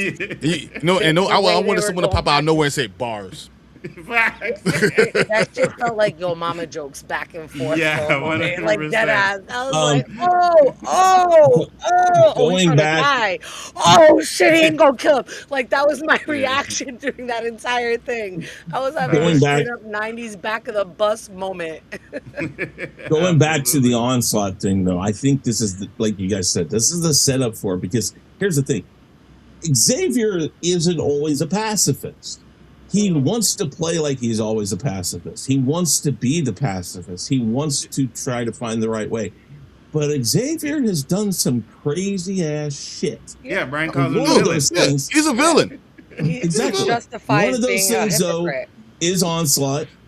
He has wiped Magneto's mind. He has done lots of different things, and that's the thing. I think this moment right here, he manipulates Jean. He has exactly. He has a hatred right now, of Apocalypse for killing Magneto, because and that hatred will probably come out someplace in that. And and again, that's another storyline you can wrap into all of this, is that Xavier as a villain is a very formidable person. I won't say he's a villain, but I think that's character development, because everybody on this panel has a breaking point. I think everybody on this panel is good, has a good heart. But each one of us got something that's going to set us off. Yep. And you can be like, I ain't trying to hear nothing Danny say. I ain't trying to hear nothing Brian say. I'm going to do this. I'm going to do that. Everybody on this panel has their breaking point. And we saw Xavier's breaking point. He killed not his childhood friend, but his best friend, even though he's like a brother relationship. I got two brothers. One of them we get on, the other one, sometimes I can only sit in the room with him because he gets on my nerve. I still love him. This guy, if something happened to him, then I may not be the nice thing that I think I am now. Xavier, I'm just going to give you 4 things that Xavier's done. Okay. Go ahead. You're probably going to bring up one of them. He reads people's minds without their permission, right? Yes. Even though he swears that he needs everybody's consent.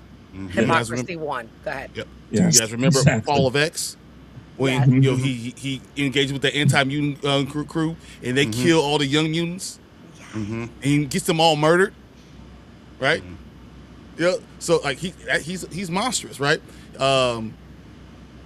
He abandon Legion. Yeah.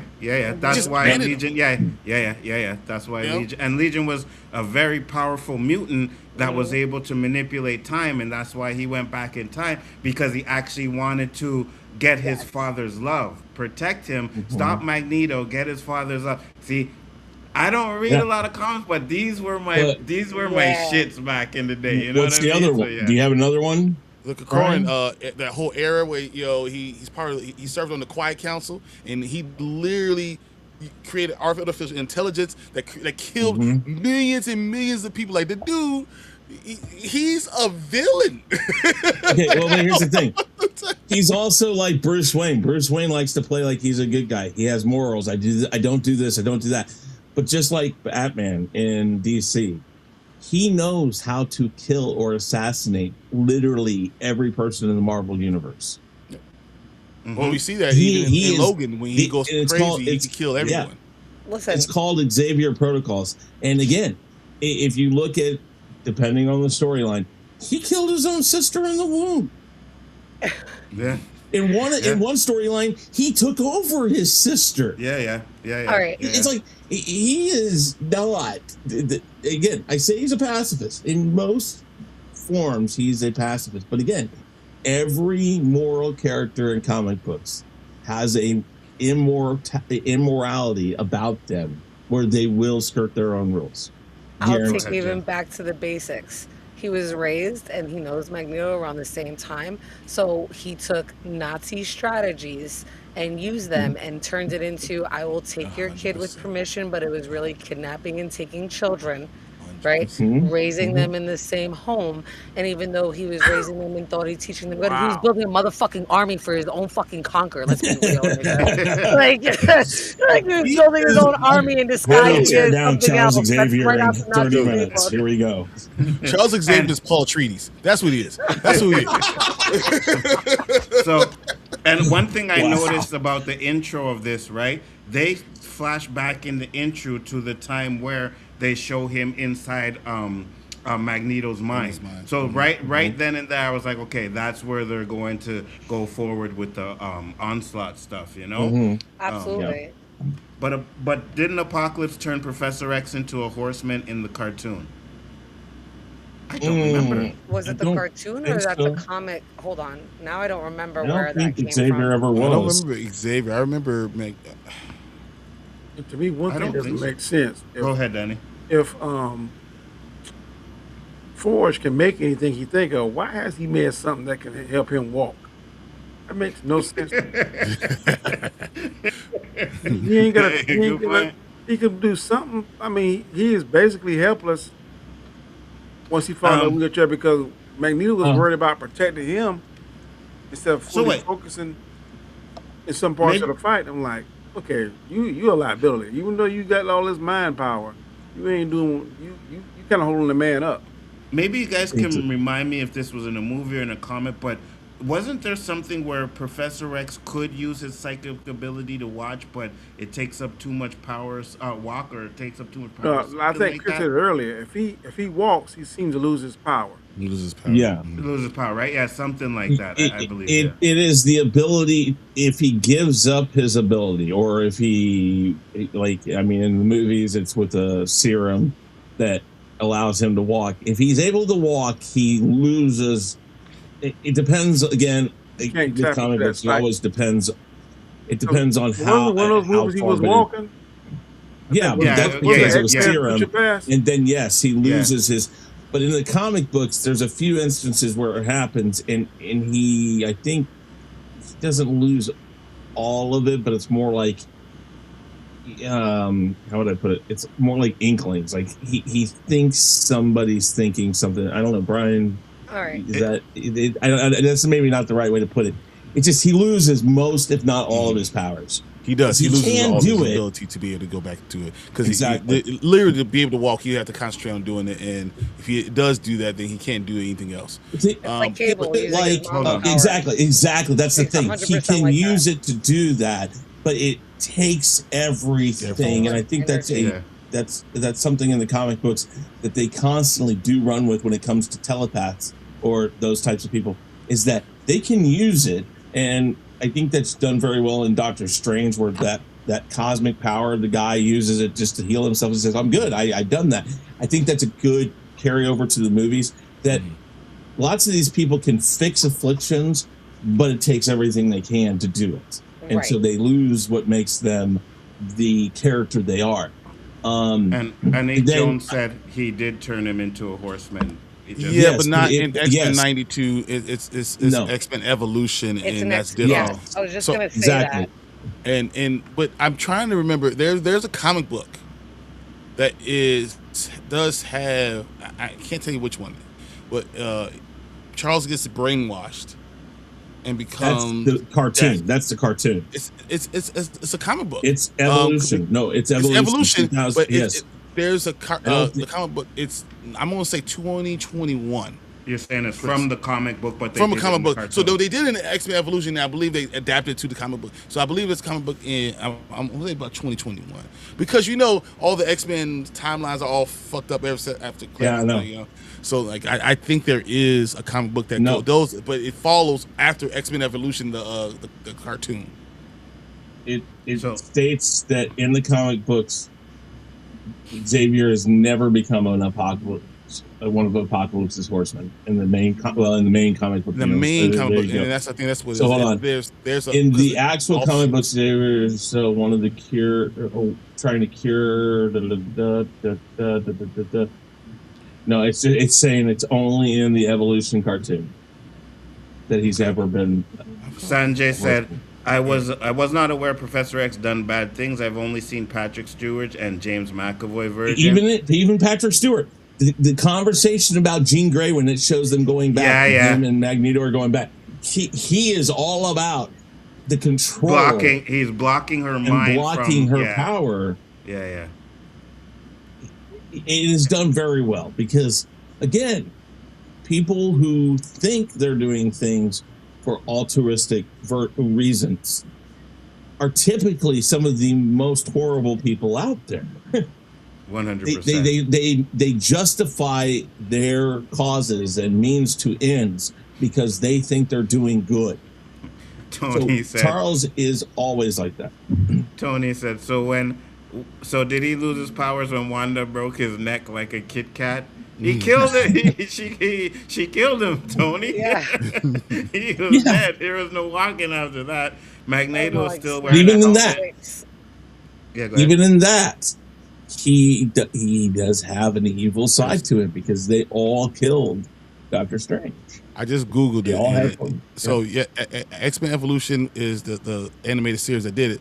So most of the lore is on screen. It was officially adapted into a tie-in comic book series published by Marvel Comic Books. So yes, it is a comic book that goes. So I know I've seen it. But it's the cartoon version in comic book form, right? 100%. It was something else. It was a mini series that they had it. It was a mini series. All right. And if you ask me though, Evolution should not even be counted. Right.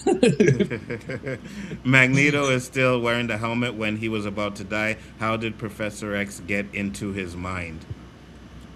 He wasn't in his mind at that point. He didn't get into his mind. They just communicated through telepathy. He tried to get into Apocalypse. And actually, mind. Here's the other thing that I've always understood about his helmet. If I remember right, and maybe I'm wrong, but while yes, it blocks the telepath's ability to get into his mind, if he wants them in, he can let them in. Yes. So again, right now he is not against him. I'm not really sure why he wears it in this, but I just think it's the ability to let him in when he wants and keep him out when he doesn't want him in there. Maybe that's what we're seeing. So in that moment, he may have just been like, they're talking because Apocalypse tell him he will be okay. Right. Tell him, lie to him like you lied to me and all this other stuff. And that was another fire line too. That moment that Magnus and Charles have, they kind of understand, and it's his way of being able to talk to Charles in a way that at this point it appears Apocalypse does not understand, though later on Apocalypse even understands a lot of that stuff too. So I'm not sure about that. What is Anik? What are you smoking, bro? I want to know what strand it is. I want to know which Evolution was fire, and I wish they would have adapted that instead of X-Men 97. Oh no. Oh my God! How old are you? Wait. How old 12. Are you? I think that will answer all of our questions. No, 26 because I go 28. That would be right about that time. Evolution came out 2002, so I'm gonna go. So that's 24. It was 2000 and 2003. 33, 34, something like that. That's what I'm gonna guess. You were like 15 when it came out, right? I go between 28 and 32. Because those of us who grew up with real X-Men stories. Let's not be ageist, guys. Let's not do this. What up, Fatal J? What's going on, brother? Thanks. What's going on, Fatal? Absolutely. So let's do this. We'll give our grades for the episode, and if you guys have any predictions of what's going forward, we could do that first. Start off on the other end. Brian, grades for the episode and any predictions? Dude, this is an A+. There's no doubt that this is exactly what you need. Everything about this is good. I mean, my only complaint is I need more, so I go more in depth because it's that good. I said, I think we're going to Onslaught. I think we're going to get House of M. And I think we're going to end up going to Age of Apocalypse. I think that's literally how it's going to go. But they're going to give us 2 or 3 episodes of single shots with the main characters that haven't had anything in these comic books. You can't not see Storm for 3 episodes and not say anything. You cannot see Wolverine for 3 episodes and not say anything. They're going to get those guys a little bit more. Absolutely. I agree with you 100%. We already know that the next episode is about to, there you go, 28, turning 29 in December. Boom. Jen, you were right. I called it. I said 28. Boom. Yeah, it's 28. Yeah. I'm good. Yeah. Well, then that answers the question, right? That's why. Entiendo completamente. I'm glad for your generation age. Thank you for keeping it going. It was a nice attempt. Hey. You just didn't get to experience the original time, so that's the thing. Facts. You didn't get to experience it, the nostalgia wouldn't hit. So I understand where he's coming from. 100%. Right, I understand where you're coming from. I'm not knocking you at all. I get it. That's why I was like, let me find out the age. I get it, and I appreciate the fact that you stuck it through and you're still here, like experiencing this universe. I get it. I appreciate you for being here. The OGs. It was a rough one. Yeah, 100%, and we wouldn't change it for the damn world. Jen, go ahead. I love this episode. I really love where it's going. I loved how we kind of broke down and dissected who probably will be the 4 horsemen that we're going to actually see. I love that you guys kind of figured out how many more deaths we're going to get, because I'm 100% with you. I do think we're going to get Onslaught, like Brian said, all the way back in the beginning of the stream as like the penultimate episode. I'm hoping that's where they take us.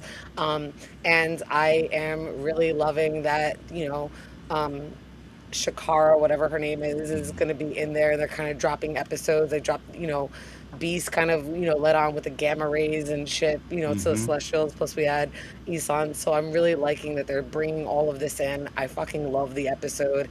And I hope they keep mashing the storylines because I think a lot of people that read it loved a lot of bits and pieces and wished it was all together in one.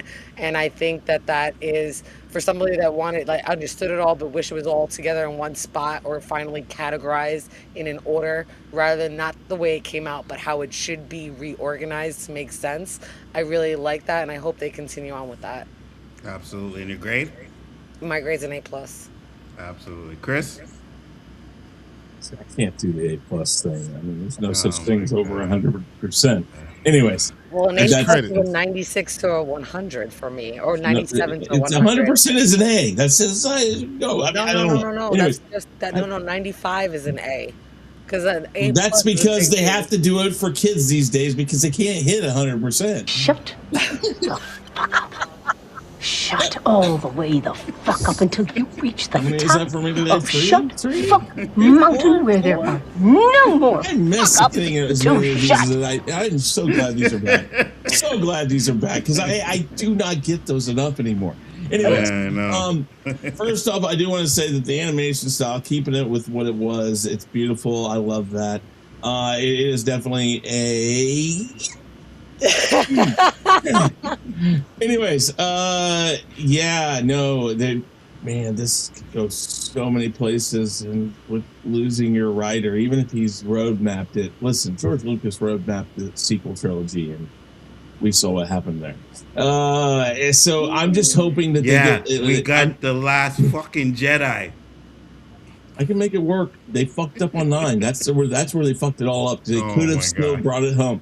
Anyways, if Kevin Feige's behind this, I mean, maybe he can save it. Maybe he can't. I don't know. I just hope that what we're talking about here, all the things they could be doing with this, Onslaught, going to Age of Apocalypse later, House of M, all those things. I think those are all perfectly great ideas, and I see the seeds for them right now. They're there, and this guy outlined 5 seasons. It's there. Problem is, you got to have the writers to bring it home. Writers 100%. Can write lines like what Magneto said, and 100%. What he said about using the words against that Magneto gave him against Charles, and then the thing, lie to him like you lied to me. All these things. That's writing that does not get put into these things. And if you put mindless people behind there just drawing and typing out sheets and paper of basic lines, this will go downhill just as quick as the original one did. Because again, Brian brought it up, the last few seasons of it just didn't hit. It's a fine line, but the seeds are there. So that's why this gets an A right now, because this is absolutely on point with anything and everything that you could do with this. And I would only hope one thing out of this is that this is Kevin Feige and the wings thinking, maybe I'm going to see what the waters are like. I'm going to test the waters on what people think of these shows. And when we get to the next phase, when according to everything we've pretty much heard, or everything I've heard, is it's going to go to more an X-Men centric thing, is maybe they bring this into the live action. I don't trust that they're going to be able to do it as well, but maybe. Secret Wars, maybe. See something after Secret Wars. That's what I'm saying. That they might get there, and if they get there and they move forward with the X-Men side of Marvel in live action, since they have rights to it now, I hope they explore these storylines and they can do them as well as they're doing it right now. But again, that's all based off your writers.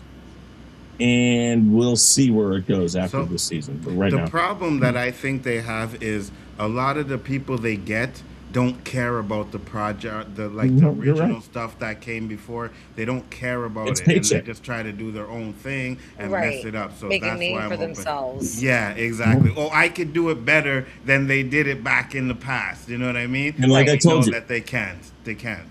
You don't do a cover of a song just because you can. 100%. You do it because you know you can make it better, and not because you're egotistically thinking that. you hear it and you think, wait a minute, that's the thing. You have to have reverence for what you're trying to remake. Like some of the understanding covers in Paradise. Of what you remake. That's what I'm saying. Yeah, some of the covers in Paradise were fire. You know what I mean? So yeah, if you're gonna do it, you gotta do it right. That's in context. Somebody, but the person who pulled music for Paradise was watching those scenes and said, "Man, I heard this version. This works really well right here." Because if I heard 90% of those outside of that series, I may not have liked them as much. In that series, fire. Absolutely. Anik Jones said, I've seen the original X-Men series on TV reruns and on DVD. I'm not saying the original X-Men is bad. Enjoyed it, but I think X-Men Evolution was better overall and X-Men Wolverine. Wolverine in the X-Men. I'll give you Wolverine in the X-Men. I liked Wolverine in the X-Men, but I don't think Evolution... I don't think they were either better than the first at least 2 seasons of 90s... the first 3. First of this, about the first 3. But after that, they got bad. You know what I mean? Danny. I'm going to reiterate, like I said earlier, it's A+ to me. And I'm going to say something. It's going to sound like I'm trying to hurt myself. I'm really not. So, Brian, don't lose your crap what I'm about to say. Okay. This right here, like Brian has been preaching about recast T'Challa, there's people out there that can do that. This guy is fantastic what he did so far these first 2 seasons, so they gotta find somebody else. He's not the only person that knows X-Men backwards and forwards. So they need to really do their due diligence, their homework, and recast another writer who can pick up and carry the mantle. If they don't do that, they just put these drones and these bots in here to just try to tie something together, and they're gonna mess it up. This is gonna remind me of Star Wars. I'm gonna go back on what Chris said. Lucasfilm had all the Star Wars fans back with the last episode of season 2 of The Mandalorian. They had us back. Everybody was on board. You look at all the videos, people crying. Luke came back. Whole scene, they had us. But then they did something stupid, let somebody who didn't really know the lore and messed it up. And now this is the most shattered I ever seen Star Wars fans. So they got something good right here. But they need to do their due diligence and make sure they get the right person to replace this guy, because that person is out there. I don't know who he or she is, but there's no doubt in my mind that person's on the planet that can carry his own. It is going to do their due diligence and do it. They already got the writer, right? Matthew Chancey or something like that. I hope he also worked under Bo DeMayo, and he's been around for a while. Yeah, and he's did What If too as well. Yeah, yes, which I didn't. Do you trust Kevin Feige to find that person? Well, I think the perfect story. He's not. He doesn't. Chad Boseman thing was something nobody saw coming out left executive field. Producer. It's his say final in any of this stuff. Ultimately, there's an animated part of it that the guy who runs the animated, and Feige doesn't jump into a lot of stuff, and I think you allow the people to do the job. And it's anything that Feige does a good job allowing people to do their job. And not. I think. Let me rephrase this. Do you think Feige's more in charge than he has been over the past 5-6 years? In animation, more in charge? No, not in animation. Just Marvel in general. Yes, 100%. I think we'll have to see. Go ahead. The next project. Yeah. Because the last 2 MCU movies didn't do well. So we got to see what he does on Doomsday. And plus he got his star players back. He got the Russo brothers back. Mm-hmm. So those are the star players. He go back, okay, I need y'all to do this one right. I think that's one of the main reasons why they pushed it back a year, because Doomsday was supposed to be out this year. I mean, last year. They pushed it back a year, and I think they did that to make sure that these storylines make sense. Because if they don't, this can't be a double or triple. It has to be a home run, preferably a grand slam. If not, the MCU will be in the same boat right now James Gunn is in, and that boat is sinking. The main point is, have they had enough losses to realize doing a favor and picking somebody that just wants to do it rather than actually demoing them out, testing, and actually really figuring out if they know the lore, like you said? That I think that's coming to an end. Everybody needs to be held accountable. So you, as an interviewer, as somebody that's hiring somebody to do this job, it's not about nepotism, it's not about favor, it's not about money, it's not about your family line. Do you know your shit, fucking period? Because the rest of us do, regardless of income. If we loved it, we liked it. I ain't going to a doctor that don't know what he's doing for surgery. I want that sucker to be the best one on the planet. I want to do my research. I need him to know cancer, brain surgery, whatever the ailment is. Right. They're not doing that. Or we're going to get a foot doctor, a podiatrist doctor to come in here and do brain surgery. Right. That makes zero sense. The key in that though is and Jen, I agree totally with you. But the key is finding the people who know enough about the lore, but can write it for people who don't know it. That they don't have to dive so deep into it, but when they kind of quote unquote either stray or hold back stuff that they could deep dive into, that they still keep the continuity and the ideas behind the original stuff the same. And while Marvel has done a great job in the first 10 years, and they strayed occasionally, they had people who, in general, it was good for comic book fans and for newbies and people who didn't understand it. We all kind of liked aspects of it. And again, as comic book fans, we would sit there and go like, well, wait a minute, that's totally wrong. But the way they did it was okay. You know, but then as they've gone along, now it's like, man, not only are they wrong, but Jesus Christ, they fucked that up. But that's the thing, right? Because I think even if you go back to the first phases of the MCU, I'm not sure how many of those directors were actually, you know, diverse in MCU stuff and Marvel stuff, right? How much they knew. Director does not need to be. No, but hold on. But the reason why I think that is because they weren't doing the same things as the comics, right? What they did in the MCU was they gave us little tidbits of comic book stuff, but all of them were original stories, and the reason why it worked because a lot of those stories were good, but then when there was no connective tissue going into the final phases and the stories were trash, that's when it fell off the rails, you know what I mean? But now I always say this: when you go look back at X-Men 97, you realize that you need to start getting people who know this stuff, who know the lore, but they can do it in the way that they can adapt it to their own way, but they still know the stuff from the original, and they give us that, you know? I would say this: if we're going towards House of M, House of X, whatever you want to call it, then you need to go talk to Jonathan Hickman. Jonathan Hickman is probably the last one. Chris Claremont is the GOAT. Not saying that, but Chris Claremont is 76 years old. I don't know if you're going to go to Chris Claremont. If you go to Jonathan Hickman, as long as you have a strong director and he is the creative officer with a lot of this stuff, I think you can get Bo DeMayo type of products. And he understands it because he wrote it.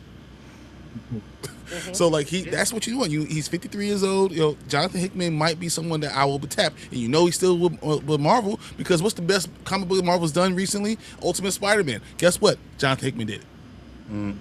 And you see, you know the thing, I agree with Danny. I'm like, yeah, you're right, Danny. There are other people out there who could do the job, 100%. I don't doubt that. The question is, will Marvel hire these people? You know what I mean? Will they say, all right, you know what? We need to keep this the way it is, and we're going to do this? Or are they going to get, bamboozled by someone who says, oh, I got a great plan for what we're going to do and this and that and blah, blah, blah. And they're like, oh, that sounds great. Yeah, let's do that. And then they destroy it. You know what I mean? Whoever they get needs to prove it. Period. Everybody has to prove their worth. Like, you need to prove it. You can't just come in with a good pitch. If we like your pitch, all right, now you're going to pitch it against people that actually know what the fuck they're talking about, and let's see if that really goes. And not for nothing, with all the Comic-Cons and the way things are with surveying people, it shouldn't be that hard to come out with panels across a couple different cities and collect the fucking data, which is all we're about, and figure it out. That's just lazy ass nepotism, buying people out and paying people favors, if you ask me, because there's no reason why they can't do that when everybody's doing it on the most basic of levels, in the most basic of industries, all the way up to most corporate, elite, international industries. Seriously. I call it the Kanye West. You know, that's the first thing. Kanye West came out. Danny, go. Hold on, Chris. Danny, go. Go ahead. I call it the Kanye West effect. When he first came out, his music was hot. And then he started smelling his own cooking and all this kind of stuff. He made some stupid stuff and thought it was fire. And it really wasn't fire. Kevin Feige, I think he kind of, I believe, I could be wrong, he kind of started believing his own hype, drinking his own Kool-Aid, and thought, well, girl, whatever I put, because there was a time, and we all agreed to this, when you heard and saw that MCU come across, that movie was automatically $500,000. Automatically. Now, you get 3 MCU movies in a row and they flop, you gotta try something different. Not to mention flop, Danny. The only ones that really make money are the ones that bank on nostalgia, right? Right. So Spider-Man, No Way Homes, the Daredevil, and Wolverine. Yeah, but I'm saying that's when you have a problem. They had you know? They had Thunderbolts, Brave New World, and Fantastic Four in less than 6 months, and all 3 of them flopped. Yeah, 100%. That is crazy. Right, 100%. And the only ones that made money are the ones that banked on nostalgia. That's what I was saying, right? Yeah. So you got to do something different. I agree. Go ahead, Chris. Really quick, I just want to say that that's about the most constructive and lucid statement that Anique Jones has said this whole stream. What really hurt the MCU is not having end credit scenes connected to the next film. I don't know if that's not the next film, but connected in general. Well, because that's if the you thing. Go back and look, 99% of the first 10 years, well, 98, let's go 98%, because for instance, again, I brought up about Doctor Strange. Doctor Strange, that end credit went nowhere. Yeah. Never went anywhere. Yeah. Most of them did go somewhere. Eternals didn't either. Howard the Duck? Shang-Chi didn't either. hey, hold on. We're not going to say anything about Howard the Duck. No, we're not. Did I hit a gray area? I don't know if it's robbed or not. Howard the Duck was robbed. Yeah, we ain't saying wait. If I do remember in a tier list, did not Howard the Duck win one of them? Yes, Howard the Duck did win the tier list. I was about to say, 100%. I'm just making sure here. Danny's like, oh dear God, I can't believe he what's funny about that tier list. Period. You know what's funny about that tier list too? I had to leave, so I left Danny in charge. So Danny had to deal with the Howard the Duck bullcrap in that whole stream. I was dying, man. That shit was funny. But I never eat duck, but I will show you his butt. I'm really sorry. It's on my list of why the fuck haven't they done this shit yet? Just like Thundercats. Oh, okay. And Gargoyles. I got you. Yeah. So that's what I meant. I'm like, it went nowhere. Why the fuck show him if you ain't gonna do shit with him? You like Howard the Duck? There's still time. They could. They might. Chris, you're so helpful. I've lost. I'm not a Fatima. I have fucking lost hope in these motherfuckers. Clearly. And you know why? Because they're greedy. They don't give a fuck. They forget where the fuck they come from. Is point bottom line. And some of these people didn't even come from anything at this point because it's been so bought in and bought out. Like they've sold out completely. I've always said something.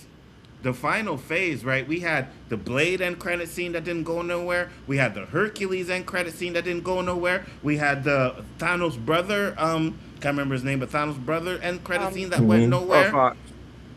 Yeah, that's it, Danny. Thank you. So we had 3 end credit scenes that I can think of off the top of my head that didn't go nowhere. So the connective tissue in the final phase was really bad, and it felt these movies weren't connected in any type of way, you know. And I think that's where the problem was. So yeah, I agree with that. They had certain movies lined up, and then they wind up canceling and just completely out because of budget reasons, and then it fucks it up because you made credits and had budget or horrible writing. I mean, lots of things.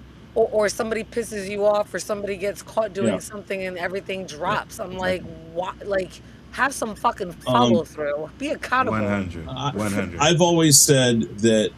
Again, when people who bring up, it's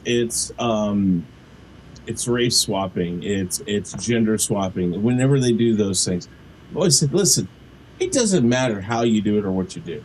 If you pick the right actor or actress, and you have the right writers, it will be knocked out of the park. You can blame it on whatever you want. You give me a white T'Challa, I'm burning all day. No, okay. I'm burning all this shit down. Wait. Brian, there are instances. Listen, there are instances when you are absolutely right. There are certain things. Hold on. You do not change it. No, you're right, Chris. There are, but hold on. We don't got T'Challa, but we got the song, Brian. I'm coming to you. I'm coming to your house. I'm coming to your house next. Wow. That's pretty much like saying you went to like South Africa during apartheid. Like that's some fucked up shit. That is some fucked up shit. There's a fundamental thing about listen. If you get the right people involved in a project, Again, there are always flops, and they're known now as cult classics because there's a lot of good movies out there that people just don't give the credit to. They don't hit in the box office, but people who have like admiration for certain products and they become cult classics. That happens, but that's because the writers and the way it was done right, and just was never given the credit. I mean, again, Blade Runner nowadays is looked back on as a masterpiece because of what it showed and the visual stylings and stuff like that.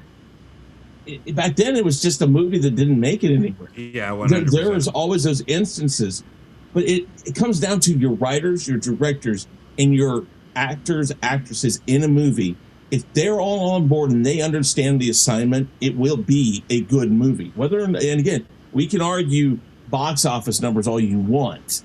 So while you could say the past Marvel movies have been box office bombs, and I'm not going to say that they're good movies. I'm just saying, if all of that was on board, and then years later we look back and go, man, that was a good movie. Most of us would give credit if it was a good movie, whether or not it was a bomb or not. We don't care about the box office number.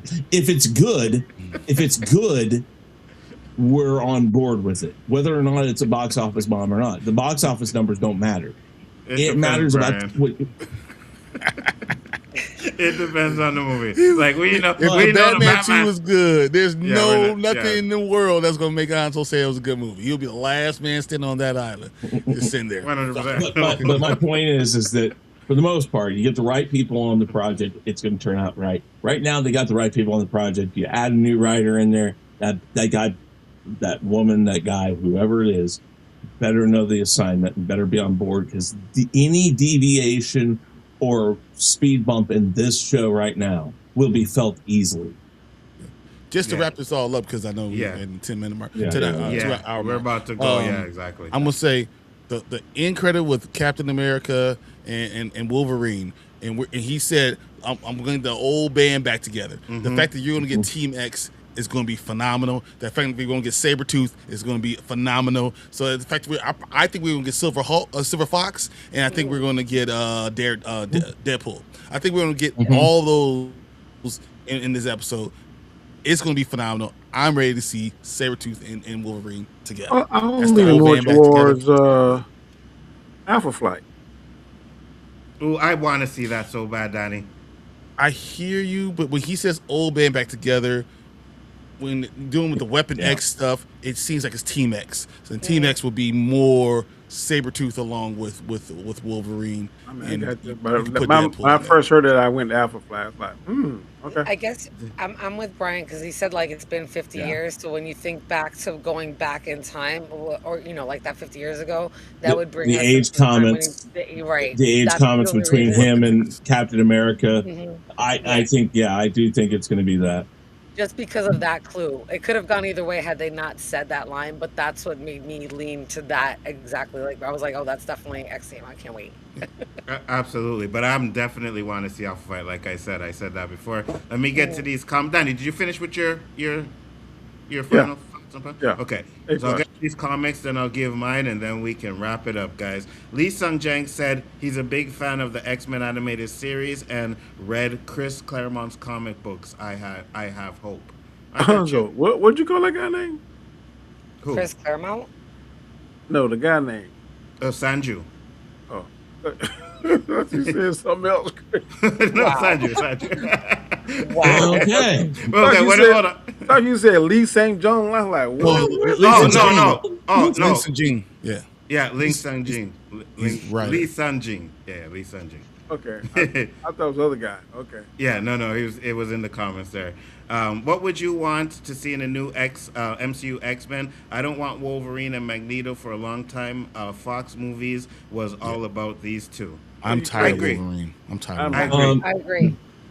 I'm okay with Wolverine being a part of it, but the idea that he was the leader of the X-Men, like the movies play it out to be. No, he wasn't. He was an X-Men. And yes, there were offshoots and comics that he was the main character, but not when it came down to X-Men. He was just an X-Men. And they made it look like, well, again, we can also go down to the point that Hugh Jackman. Jackman. Hugh Jackman is nowhere near an accurate representation of him either. That was the best part of the Deadpool versus Wolverine, or Devil and Wolverine, was the little guy jumping off the box. That was perfect. I love that. But no, I'm okay with him being in it, but not as a main character. You know, I think I'm more like Brian and Jen, where you can leave him out, right? He wasn't one of the original X-Men anyway. So let's start off with the original X-Men, and then you can bring Wolverine in later. We've seen enough. He could be around, but not be in X-Men. I'm okay with that. Yeah, Wolverine. Everything X-Men had to be tied to Wolverine. I mean, they had an offshoot of Wolverine movies. If you know Wolverine, the only time that he's a main focus is when he goes off on his own side missions, which is kind of what that like end credit scene kind of showed. But that's the only time that he's really, you know. And I know they made like whole comics about it, and they focused a whole hell of a lot because he's usually everybody's favorite. Right? Yeah. I know he's my husband's favorite. He's not mine. I'm with Brian. My favorite's always been Gambit. I fucking love Gambit. Always have. Love Rogue. They're like my favorite couple. And then like Storm has always been like my third. I don't know why. I've always loved those three. And then like I like Juggernaut. I'm sorry. Gambit in the movie. I like Juggernaut and Magneto. I like the Juggernaut and I like Magneto. Shoot me. I don't give a fuck. There you go. I'm just saying, those are my top 5 X-Men of all time. I fucking love all of them. I don't give a fuck who's the villain, who's not. I love them all. Keep your thought, Danny. To give your thought, Chris, Danny was going to say something. Hold on, because Danny was trying to say something. Go ahead, Danny. No, I was saying is that Gambit in that one movie sucked. I don't want to see that. Oh, yeah, but we don't talk about those. They've never had a good portrayal of Gambit. We don't talk about those X-Men Wolverine movies. Those are You do not like the portrayal of Gambit in the Deadpool movie. No, Gambit in the Deadpool movie was fire. Yeah, that was actually that was the best Gambit that it's been. Okay, but thank you. Okay, that's what I'm getting at. That's the best version. Period. But let's be honest. Now, what about the YouTube short that they released a few years back? What did you think of that one? That was good. Have you seen it? Yeah. I don't know what you're talking about. I'm so sorry. It was a fan made. Are you Nzo?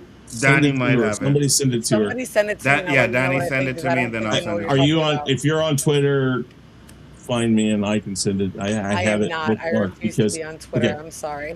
Well, whoever has every other social platform, but not Twitter. I can't. Good for you. If you don't have it, reach out to me because I have it downloaded. It is absolutely probably one of the best versions I've ever seen, and the fact that they couldn't get it. What's his name? Jason. They got some real actors in it. Also, it was just. You know what I'm talking about, Brian? Have you seen it? I wish I could tell you the name of the guy. I could not. I don't even. The guy who did it. I'll look it. Yeah. Definitely find it and send it to me. I'm all about it, and I'll let you know what I think about it. Because, like I said, I know Gambit, and like I know him and Rogue inside and out. I fucking have loved them forever. I know a lot about Jubilee and a lot about Juggernaut. I know a lot about all of them, but like I like them all. I had a friend that reminded me of Jubilee, and like shit, I don't know like Candy Cat, and I wanted her to, overcome them the way Jubilee does. So she reminded me so much of her. When I used to play Marvel vs. Capcom, it was Storm, it was Gambit, and it was Rogue were my favorite characters. Those were the three I was my top always three. picking. Those are my top three. Yeah. I tell you, those are my top three. Everybody's like Wolverine. I'm like, no. I'm with Gambit, Rogue, and Storm. I was like, I'm sorry. Gambit played for keeps. I just said it, you Nzo. Gambit played for keeps. It is so good. It's so good. When I saw that, I was like, why can't they do that? And that's the sad part. Fan films, they get it. They also got one too with Wolverine and Eric like Vikings. That was pretty good. Oh, okay, I think I seen you. I think you sent that one too. Kevin Feige mentions Chris Claremont comics a lot. I think MCU X-Men going to adapt his Chris Claremont comic. He's the best X-Men writer ever. Absolutely. Y'all should come to the biggest comic book convention in the world, the New York Comic Con. It's crazy that Marvel doesn't hold its big exclusive screenings there because most of the characters are from NY. But I think when New York York is big. Because I'll be there. I go to Comic-Con every year. I've been going for a lot. I haven't missed one Comic-Con, and my husband's been to all of them before they were even called Comic-Con. I know they're celebrating their 20th anniversary. My husband's going for 35 years, 34 years. So, and I've been going for about 18.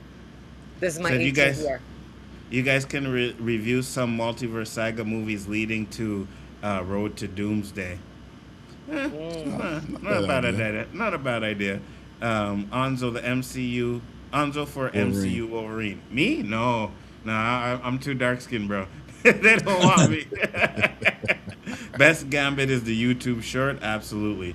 Casting is very important for X-Men. Hope they cast the right actors. It is very important. Yeah. It's going to be important as well. And like I said, I think we get rid of the Wolverine. Now, I know Brian definitely wants Magneto in there, but do you want him in like a leading villain role or just like in the background like Wolverine? Just be in there. That's all that matters. He doesn't have to be like the man.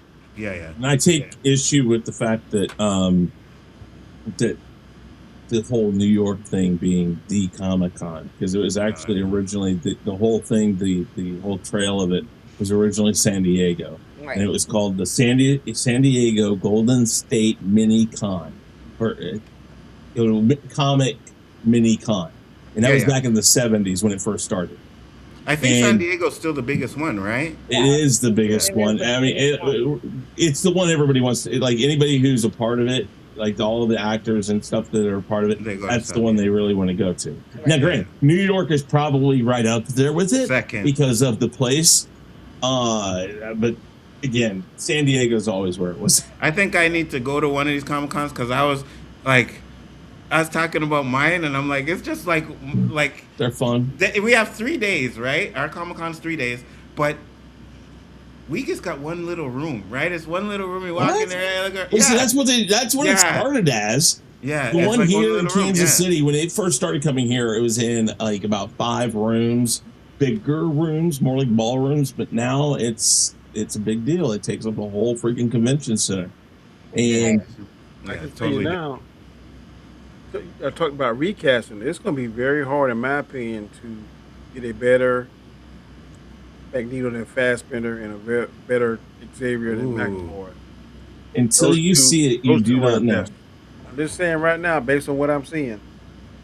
That's Chris. You always say the first is better than anybody else.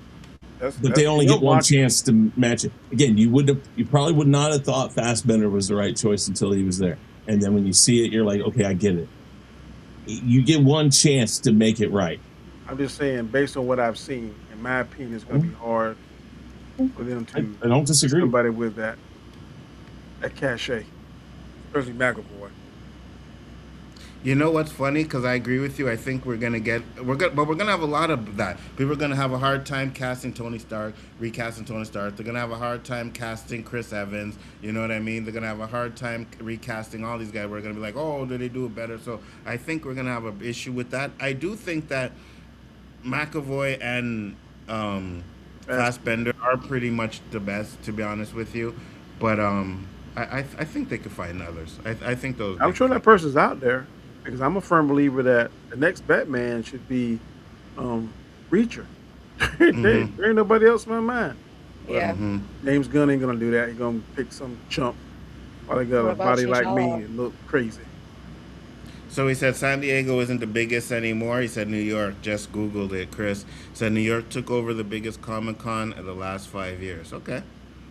I think they're going to go younger. Sadie Sink is rumored to be Jean Grey in Spider-Man Brand New Day. Absolutely. Yep. Absolutely. 100%. X-23 Laura should be in the next Wolverine movie. I agree with that.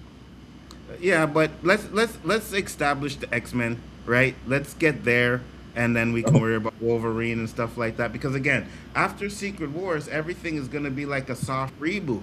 So by then, you're not going to have Hugh Jackman as the Wolverine in that universe anymore. So some of this stuff is driven by toy sales. Some of those other 100%. X-Men, I mean, you're going to have some gloves that shoot fireworks from Jubilee. I mean, you can't do that. All right. Here we go. Really quick, to Nick's point here, let's just put it this way. It's Tokyo first and in the world. Then it is Sao Paulo, Brazil is second.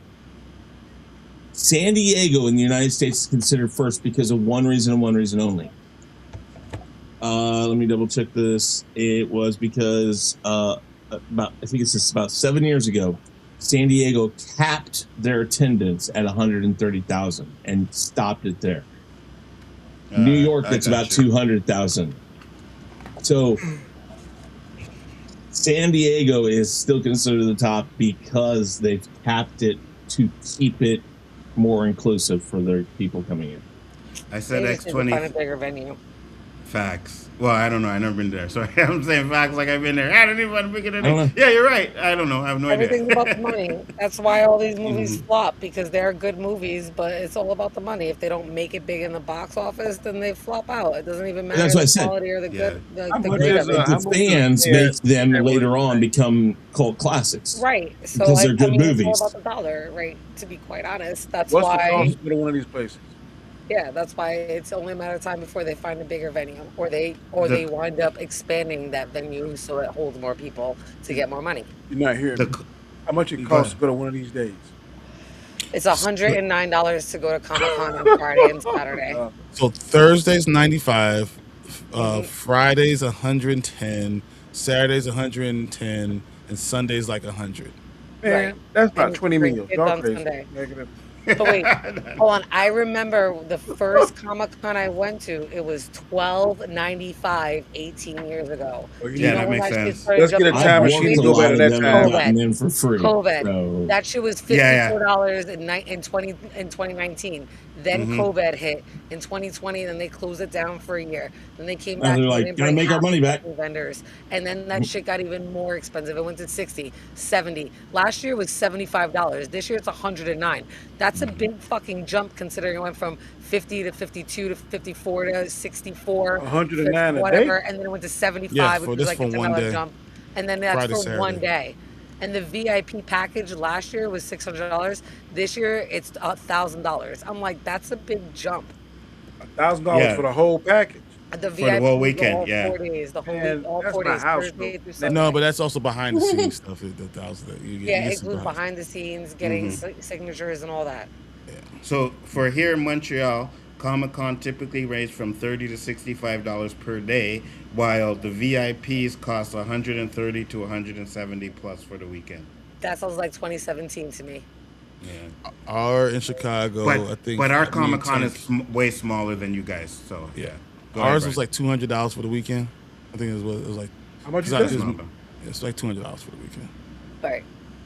New York Comic-Con prices went up. I only get the Saturday ticket. Same Danny here. lives in a small town where dollars go a long way. Right. Anyways. Let me tell you this right now. I'm gonna tell you to your face that you are a fool if you stay in New York paying $4,000 a month for your show. I'll gladly be the country boy, the country bumpkin, whatever you want to call me. I'm not paying $4,000 to stay in those. Yeah, there's a reason. There's a reason why I'm fine being where I'm at. Because Same. I moved out 2 years ago. Facts. Guys, great show. Thank you, everybody, for popping in. Thank you, the whole chat that came in here. I appreciate you. But we are going to close it up, and I'm going to let these guys run through their channels one last time. We're going to start off on the other end. So, Danny, go ahead. Tell the people where they can find you. Road to Wisdom. I already uploaded my video for the Marvs. 6:45, 7:15. You'll see it. First 2 Mondays of the month, we're here with Chris and Nzo. We're doing Chaos Central material. Wednesdays on the Hangout. Sundays I'm on Storms Live. Fantastic show. Enjoyed it. Thank you. Mr. Knight. Yeah, Real Review 3000. We're taking over a few other shows from some other channels I've worked with in the past. Somebody's retired from YouTube, so I kind of have to do that. I'm getting that ready. Of course, then the one Nzo wants me to bring back so heavily, the one he is the only grand champion of is the the first grand champion. There was another one, but we don't talk about him. No, you were wait. Was there another LDG won. Oh, that's right, he was. So now I got two, so I got to get a third and then a fourth, and then we'll see how much. Then you'll be the grand of grand champions or something. We'll make a name for it if you get there. I just win. That's all it is. I'm just saying. We'll see. No, but we got that. Name that tune coming back soon. We got the weekly wrap up. We're gonna probably get back to the rant here soon. I'm getting there. I'm gonna get my green screen up. About 3 months. I know. We need longer than that, Danny. We haven't done a ranking. I got one for you. I'll send you one. I didn't do the ranking because the last time we said we were going to do one, Danny was giving all this crap blood. You didn't want to do it anymore. I said I don't do that horror stuff. I don't watch no horror stuff. Yeah, we got a ranking. We could do something. I still got something left over. Yeah, but then like they said, like Danny said, of course, here on Chaos Central. And you can find me a lot of other places too. I do a lot of different stuff. I call myself the original stream whore. That's what I call myself, and I am that. I do agree with that. I just have to get back to it. Listen, when you get out of the business, we sure couldn't catch you nowhere. when you get out of practice for a while, you got to ease yourself back in. 2 years. Hold on, Danny, this one's for you. But my experience is much greater than yours, Danny. You live in boring town where you watch chickens lay eggs. That's right. I collect those eggs, I fry them up, I cook them several different ways. But guess what? I got money in my pocket. Facts. You are a fool. Capital FOOL for paying $4,000. I will never get off of that hill. So let me watch my eggs. They taste good. I'm gonna have 3 tomorrow morning for breakfast. I left a place that I had plenty of room, and it was $1,600, and I couldn't even find a 2-bedroom apartment at that price. There you go. Jen, tell the people where they can find you. You can catch me on Nerdy AF on a channel that I have with 3 other people. You can also catch me guest hosting with Sci-Fi Vision and also on Real Cinema Therapy. And of course, I get the privilege of being surrounded by these gentlemen right here on Big Afford Entertainment. Appreciate you. Brian, you tell the people, sir. Guys, if you turn on YouTube and it's about 9 o'clock, I'm probably on. So I'm just letting that ain't no lie. Wait, is that Eastern or Central? No, yeah, you see, tell him. It's only one time the Central Time. It's he's going to say Central. Wait, I'm from New York. The only time is Eastern. Facts. So you are correct. We got battle on East that. Coast bias. That's all right. You got a Central Coast bias. Everything you want to say about me, I can say right back about 100%. you. I'll do this because these 2 on the bottom here are Central Time and they have the worst time ever. So Central Time because everything is central to us. We'll alienate these 2. Right. We'll alienate these 2 clowns. There we go. Brian, they just don't understand that there's a reason why it's called Ebony and Central Ivory, Time. Living in perfect harmony. Okay. Ebony and Ivory come together. If I start singing a song like that again, I might have to go into. Ready? Oh my God! If you want to laugh, you got to research this thing is coming to America. Oh my God! If we could find that, we'll make you piss your pants. No. Living in America, he James Brown that shit. You guys loved it. Don't lie. Brian, were you finished with your outro, Brian? Dude. Hey, Spoiler Kings, we'll see you guys later. This is what it is. Spoiler Kings, you know we'll be around. I'll be wherever Nzo is. I follow Jay. I follow you guys, whatever. Wherever you see one of them, I'm probably not too far behind. So Absolutely. And I appreciate everybody that came in on the panel and everybody that came in the chat. Much appreciated. I'm going to let you go with this one and then close it out. Danny, money don't mean anything if you don't experience what you can do for you. Being cheap isn't going to make your life any better. You know what? I disagree with that. You're not going to be able to retire. Facts. I and that's when you have to enjoy it right there. Being cheap is going to help you enjoy your life 100%. With that being said, guys, we are out. Peace. Bye. I got it.